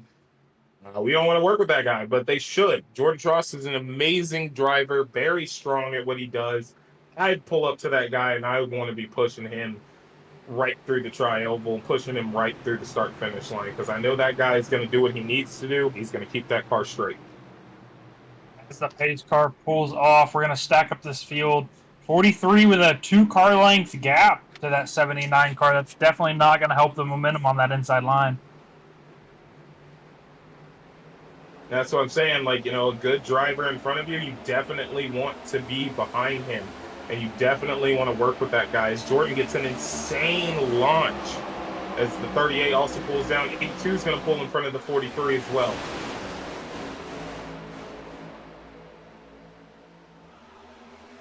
'79, they're running that bottom, hoping these guys pull up to him and work with him. Outside lane's going to have a little bit of momentum. They got 5 cars there. Nose to bumper. And they're working well together right there. That inside line squares themselves away really well. And I think the 43 might have been trying to make sure he had a teammate in front of him, because the 82 is, in fact, his teammate and the Bayou boys right there. So they might be trying to play a little bit of strategy, get together, link up, and then pull out. Dakota Shears also is their teammate, so they might be trying to figure something out right now. As we are now 8 laps to go. 79 still leading the way. Got a 4-car length gap there to that outside line. The 67 of Charles Connor going to dip down to the bottom now. The 57 of Chris Wagner. Dakota Shears is staying with Jordan Trost right now in that 38. He is making sure he's with him because, like we said early on, being that P2 car coming to the finish is the place you want to be, because that's where we're going down to. We're sub 10 laps to go. So let's see what happens here today. Oh, car in the wall. But we stay green. They fan out. Oh, we got a car spinning. Car in the infield. That's the 69 of Todd Perrant. They're spinning around in the infield, and the caution is out.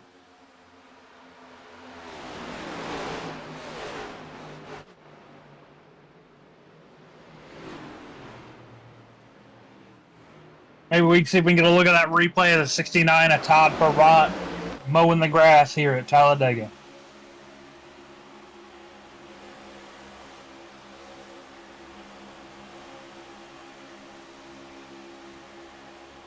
Taking a look at it right now.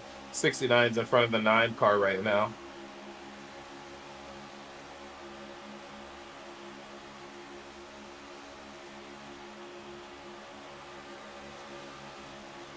There's that red nose of that 99 right there.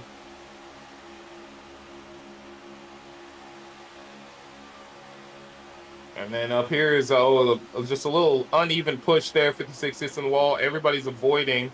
And then, boom, there, right there. The 99 is not trying to be in the grass.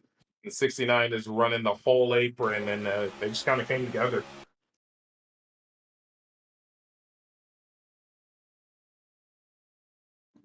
You know what they call that? Too much zig, not enough zag. Cannot agree enough with you on that.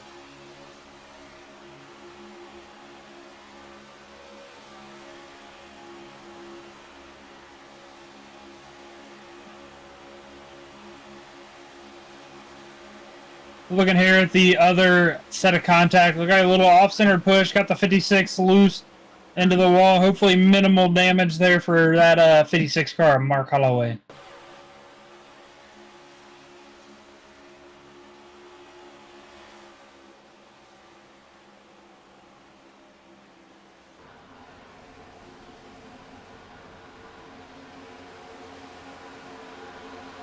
Good job by those guys there in the back of the field to avoid that car down there in the grass.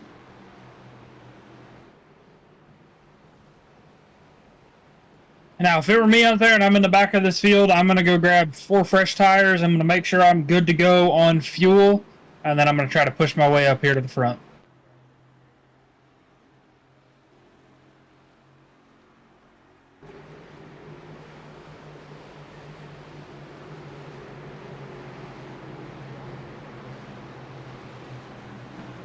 With now 5 laps to go, Edwin, where would you want to be in this position?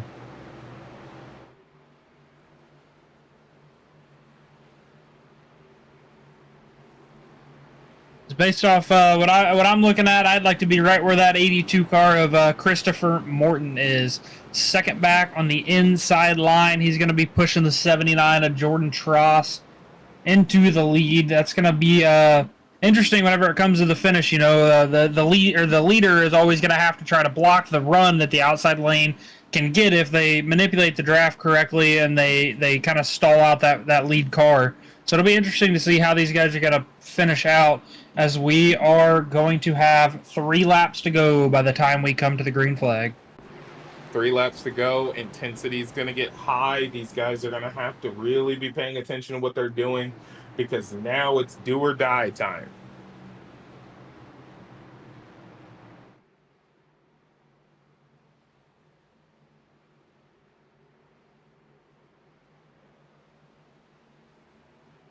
As it looks like we still have 24 cars currently in this race on the lead lap. Wow. That's a lot of cars to have on the lead lap still. I mean, yes, it's a super speedway, but that just goes to show you how good these guys are. 24 guys still vying for a chance to win this race. Speaking of, how good these guys are, as we're going to finish off our last caution lap. If you're interested in racing with us, head on over to racedes.com. We run the ARCA series on Wednesdays, the NextGens on Fridays. We run 2 separate truck series on Saturdays, the Legacy and the Premier series. And then we run the Xfinity cars there on Sundays. So if you're interested in racing with us, head on over to racedes.com to get out into our Discord, get out on the track with us. You know, I'm really excited to see what these guys do. Jordan Tross is going to be leading the way, and then he's got, Dakota Shears on his outside, Christopher Morton, Charles Connor, Hunter Cox, all right there. All guys, especially Hunter Cox, he knows how to dice his way towards the front. Jordan Tross knows how to protect himself. Dakota Shears knows how to make his way to the front. So we've got a lot of guys who know how to get up front and know how to do what they need to do.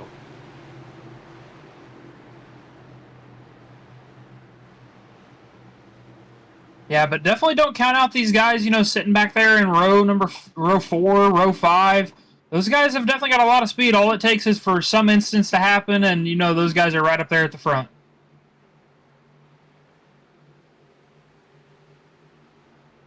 Excited. I'm very nervous to see what happens. We've seen a lot of guys go from the front to the back and the back to the front. So I'm excited to see what happens right now as they're double file. They've got to group it up, because now is the time to make sure you're grouped up.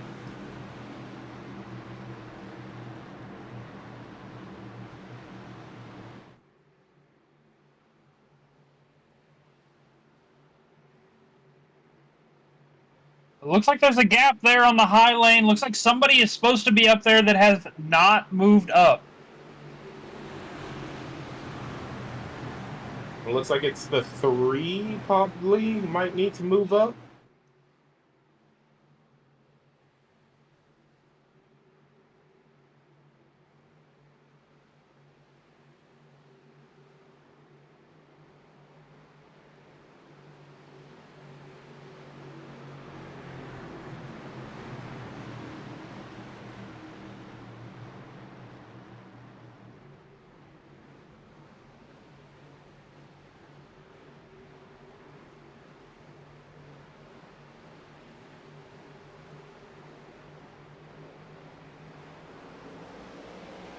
And that outside lane is going to have nobody to the rear bumper. Oh, and we're already wrecking. 67 around, one car.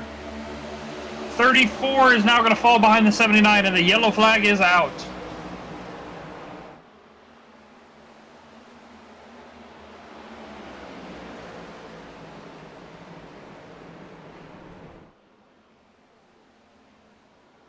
Well, that's going to put us in a green-white checkered. I was just about to say, next on our list is a green-white checkered finish.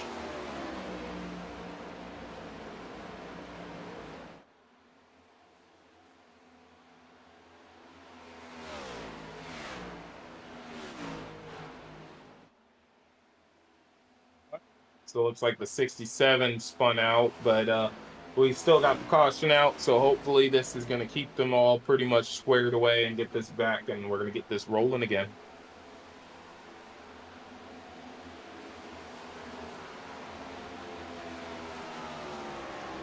As the 79 of Jordan Tross is going to drive around to catch up to this pace car. So I look to see this 67 bringing that to the pit road to get his damage fixed, as he had some pretty significant contact there with that inside wall.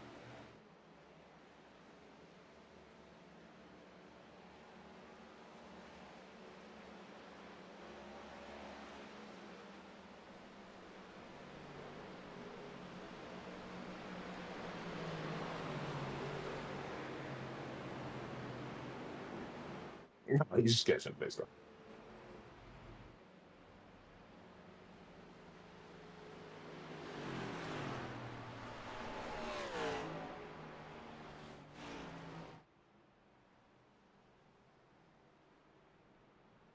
Before we get back green flag, we're going to step away to a quick commercial break.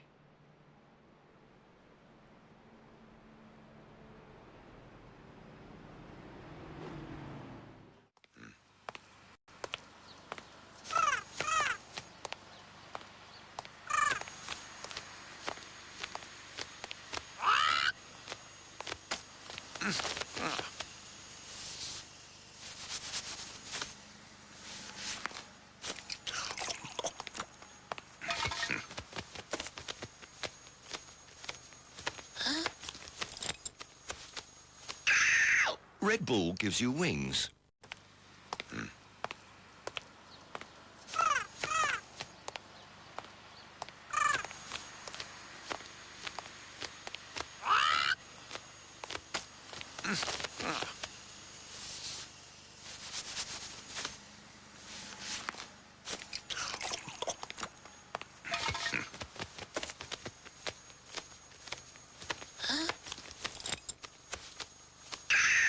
Red Bull gives you wings.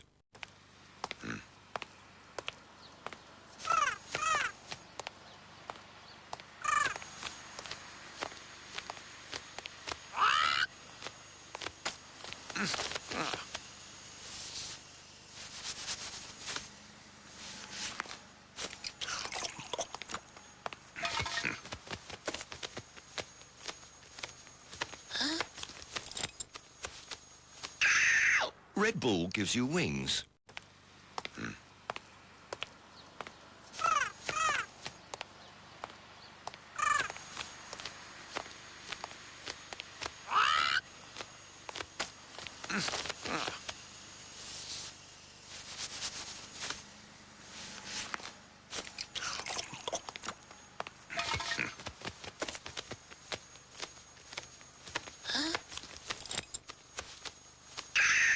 Red Bull gives you wings.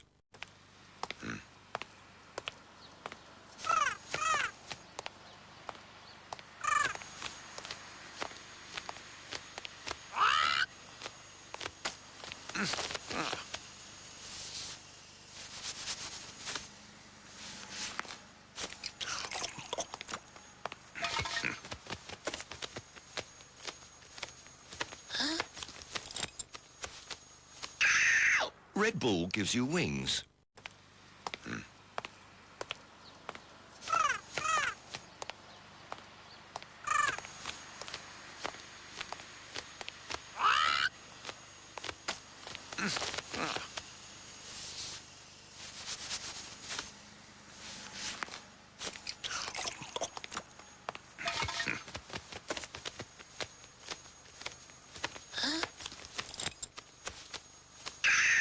Red Bull gives you wings.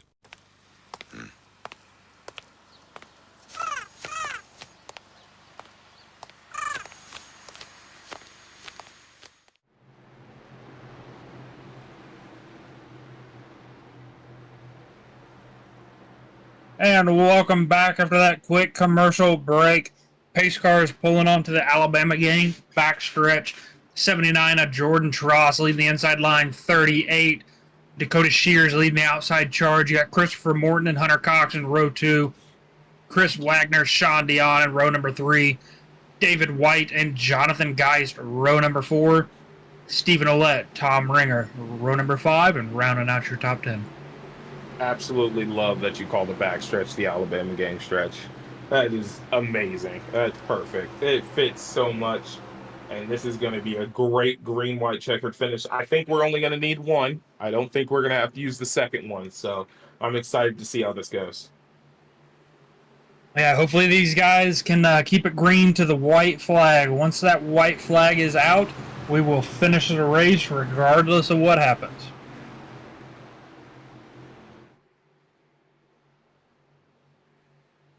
Hunter Cox is prepared. He's already on his teammate's bumper. The 82 also on Jordan Tross's bumper. They are ready to go. Now, Jordan Tross is kind of on the island. The 3 cars around him, all by you boys. So let's see what we can have happen here.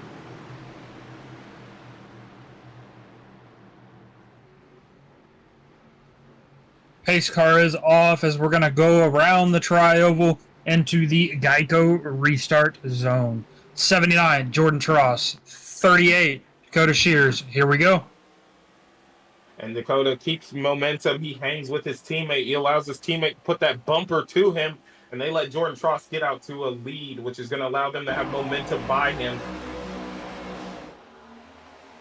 82 is going to close the gap now to the 38. 38 still leading that high line. They definitely have a lot of cars stacked up there on the high line as now we're 3 wide. And a car around. Looks like the 26 of Hampton White.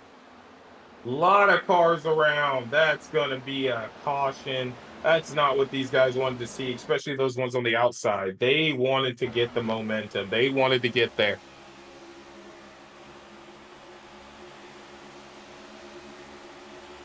$28 of Stephen Ouellette. 26 of Hampton White. That's a 32 of Jonathan Geist there on the inside.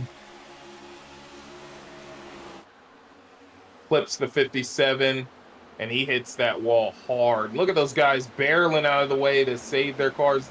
23 and the 5 car don't even hit their cars. They don't even get hit in the wall, but they fly deep into the apron.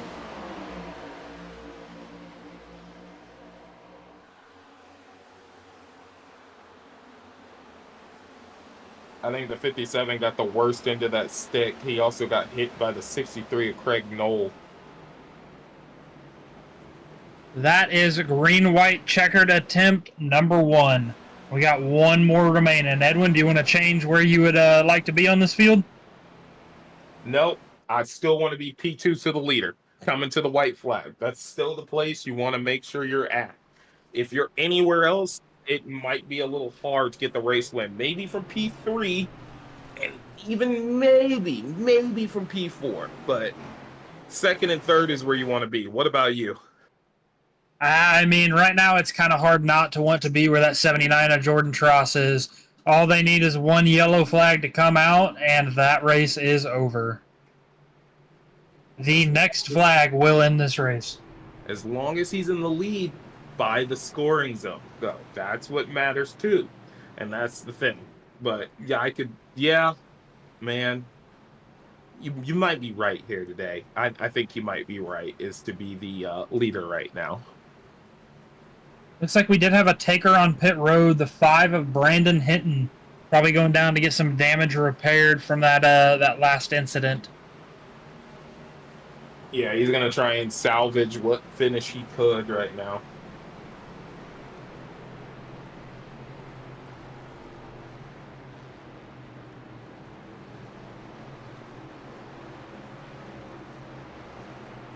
It's going to be interesting to see how these guys work out. You know, you have two teammates up there. You got the 38 and the 43 that are teammates. You got the 82 of Christopher Morton, Jordan Tross up there, Sean Dion, and then you got Tom Ringer. So there's not a lot of teammate action, not a lot of guys that are going to be darting to work with their teammates. So it's going to be interesting to see who these guys decide to work with and how they decide to play this race out. Yeah, it kind of seems like the top 5 is dominated by one team as they're currently holding P2 through 3. So, you know, those Bayou boys kind of have it working out for them, but at the same time, you still got Sean Dion and you still got Tom Ringer, who's Jordan Tross's teammate. And if he decides to take cars with him to any other lane and take it away from them, yeah, it's not going to work out well from them.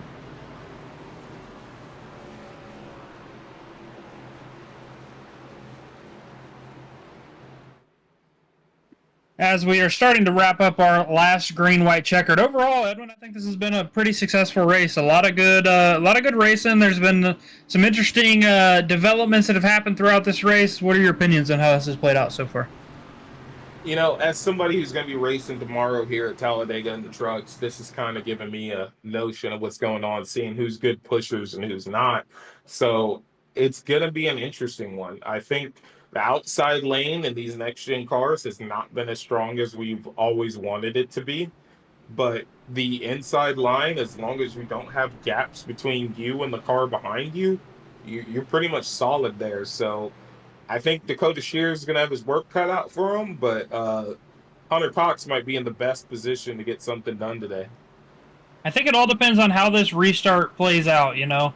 And right here, I mean, my preference would honestly be if I'm not in the lead, I'd want to be on the outside.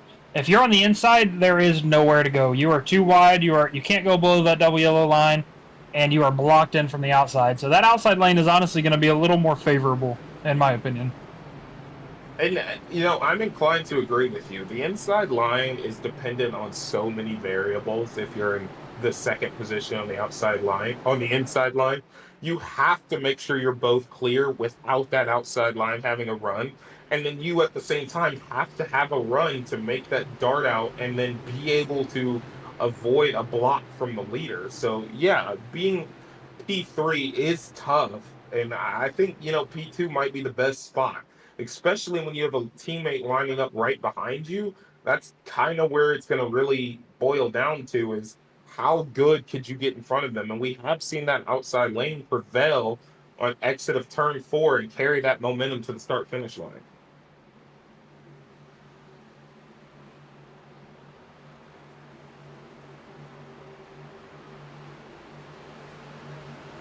As we're heading down the, as you called it multiple times, the Alabama gang straightaway, or I don't even know exactly what you said, but it's awesome. These guys are getting prepared. They're getting ready. They're zoning in. They're getting prepared as it's Jordan Tross, Dakota Shears, Hunter Cox, Christopher Morton, and then Sean Dion in P5. The Alabama gang backstretch here at Talladega Superspeedway. That one's an interesting one. There's a lot of speed on the backstretch, a lot of incidents, you know, where people are exiting the corner. So yeah, that backstretch is a drag strip in its own. So it is a drag race when you head down that backstretch. So let's see what these guys can do. Pace car is off and it's pulling down pit road, and we're about to go green flag racing. Last attempt at a green-white checkered 79-38. Who's going to take it here as we pull into the tri-oval, headed into the Geico restart zone. Field is stacked up this time and ready to go. Here we go. Big shot to that outside line. 82 pushes the 38. 79 and 43 get a huge jump. Tom Ringer already to the inside. Looks like the 38 just didn't go, and that allowed that switch up right there, which is no fault on Tom Ringer. They just seemed like we got cars wrecking. Let's see, and there's the caution. Who's going to get it for P3?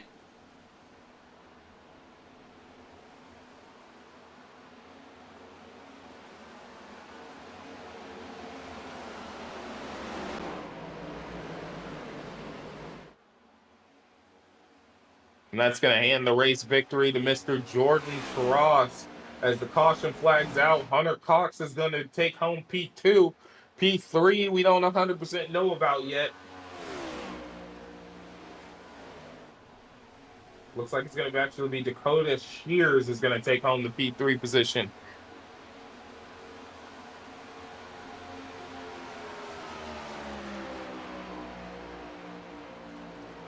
Let's see if maybe we could, looking back here at the replay, let's see what happened here.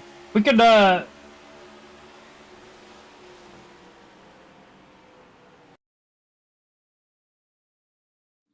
also like to take another look at that restart after we get done watching this wreck. There was a lot of,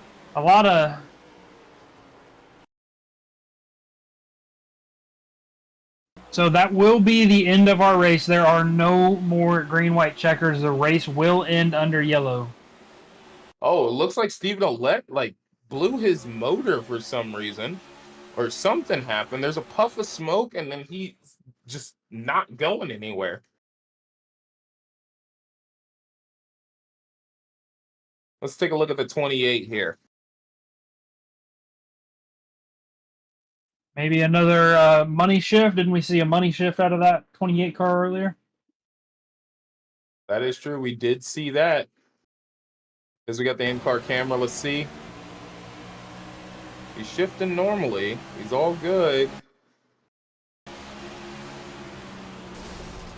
Yeah, I think that motor just expired on him. Look at the oil pressure and everything turned to 0. Huh. That's definitely interesting. That's a peculiar one.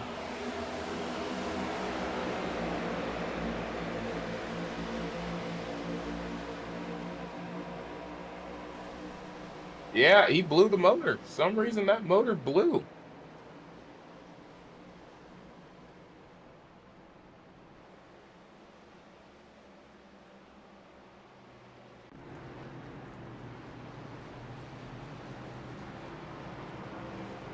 Jordan Tross, your race winner here at Talladega Superspeedway in the next gens. We're going to see if we can get some of these guys up in the interview staging room to get them up there in the booth and talk to them, see how this race played out for them.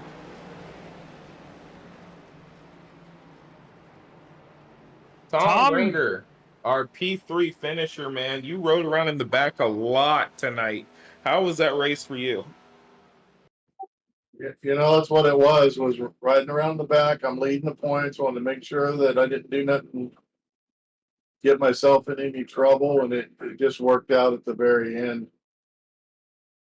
Yeah, overall it seemed like a clean race. You know, Jordan had secured the win, Hunter Cox in second. You and Dakota Shears, man, that was looked like a very tight gap between you two for that third place position. Yeah, actually, I thought he got it, but after we came around, it showed that I did. Was there any specific strategies or anything that you did different tonight to help you secure this third place finish? You know, Ratfink, we were going to hook up and try to do what we needed to do, but it seemed like every time we'd get going, something would happen. We'd get cars between us, and we just couldn't hook up. Well, Tom Ringer, I think that was an amazing race done by you. I mean, you battled back from adversity. I mean, I heard you a couple times saying we're losing the draft and then come out P3. That's a pretty successful race in my book. Yeah, luckily we got back up with them and everything worked in our favor. That last restart I didn't like, but I don't know what happened, but it was mayhem. Here at Talladega. Tom, congratulations on the third place finish, man. I'm sure this is going to help you extend your lead here for the NextGen Point Series, and good luck in the rest of your races this weekend. Thanks, guys, and thanks, DES. So we're going to get our P2 finisher in here. Sorry about that, Hunter. We got Hunter Cox here bringing home a P2 finish. How is this feeling for you, man? I mean, I qualified. Normally, I don't qualify for the.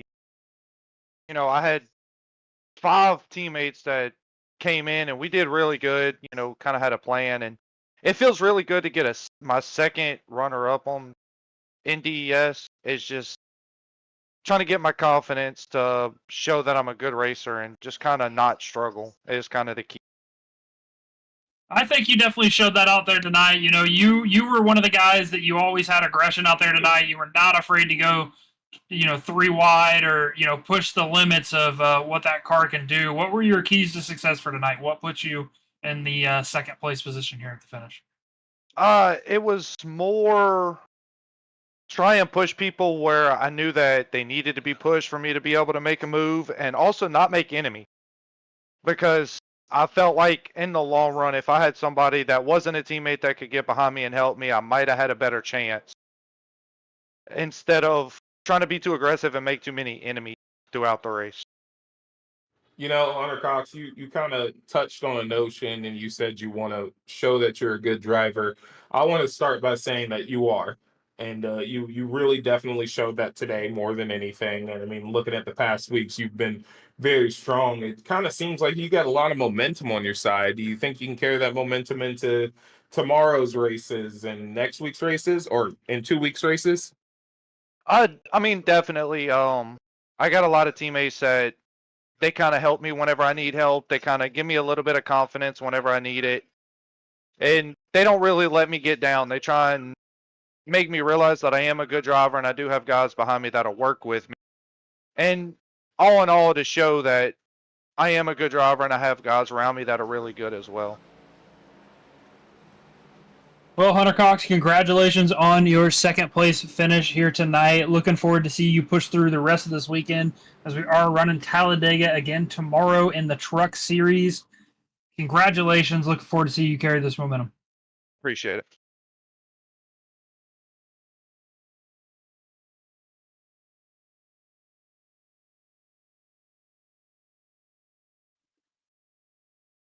And we got our race winner, Jordan Tross. Jordan, how'd that race go for you tonight? Yeah, it went exactly to plan. Worked out. Took it easy to start the race. Didn't get involved in any wrecks and kept it perfectly clean and stayed where I needed to at the end there. That was fun. Were you expecting it to run into 2 green-white checkers? Because that was kind of crazy to have that happen there. Yeah, I didn't really know what to expect. The last time I raced this series, there were no green-white checkers, so I actually thought I had won it already when that first one came out. But once I saw we were going to the second one, I knew everybody had been watching what I was doing on all the restarts, and I was going pretty early, so I decided to go late, and it seemed like everybody was kind of trying to jump the restart and get as good of a start as they could, and it almost looks like they kind of just stacked themselves up and wrecked themselves. But I was happy to be in the right position at the right time at the end there, and with the cautions coming out as they did, it was a free win like that. Yeah, it was awesome to see you kind of work from the back, drive to the front. No incident points here at Talladega is always a crazy feature. This place is known for its massive wrecks. Was there anything specific, anybody you work with specifically out there to help you get this win done, or were you just kind of, floating wherever the boat floats? Yeah, I was kind of working with Ratfink there for a while. I joined their call tonight, and they're always good to work with, very quick. And unfortunately, I got separated with them there for a bit. I was working with Mark Holloway for a while, and we were working together when I made my push to the front. But unfortunately, he got taken 3 wide, and we got separated. And then eventually, I think he got caught up in a wreck. But managed to get it up front just at the perfect time when all the cautions started falling, and just held on to the lead. Jordan, that's a testament of your skill. You came out here, didn't even qualify, started in the back, and then you raced way front. You were smart, methodical, paid attention. Do you think you're going to turn up for the Talladega race tomorrow as well? I won't be around tomorrow, but a good chance I'll be around on Sunday. So wherever we're racing on Sunday, I should expect to have a good race. Xfinity at Michigan. Look forward to seeing. Should be a good one. Yeah, oh yeah. Look forward to seeing you out there. Jordan, congratulations on your first place finish here tonight. Looking forward to seeing how you finish off this season. Thanks for the broadcast, and thanks for what you guys put on.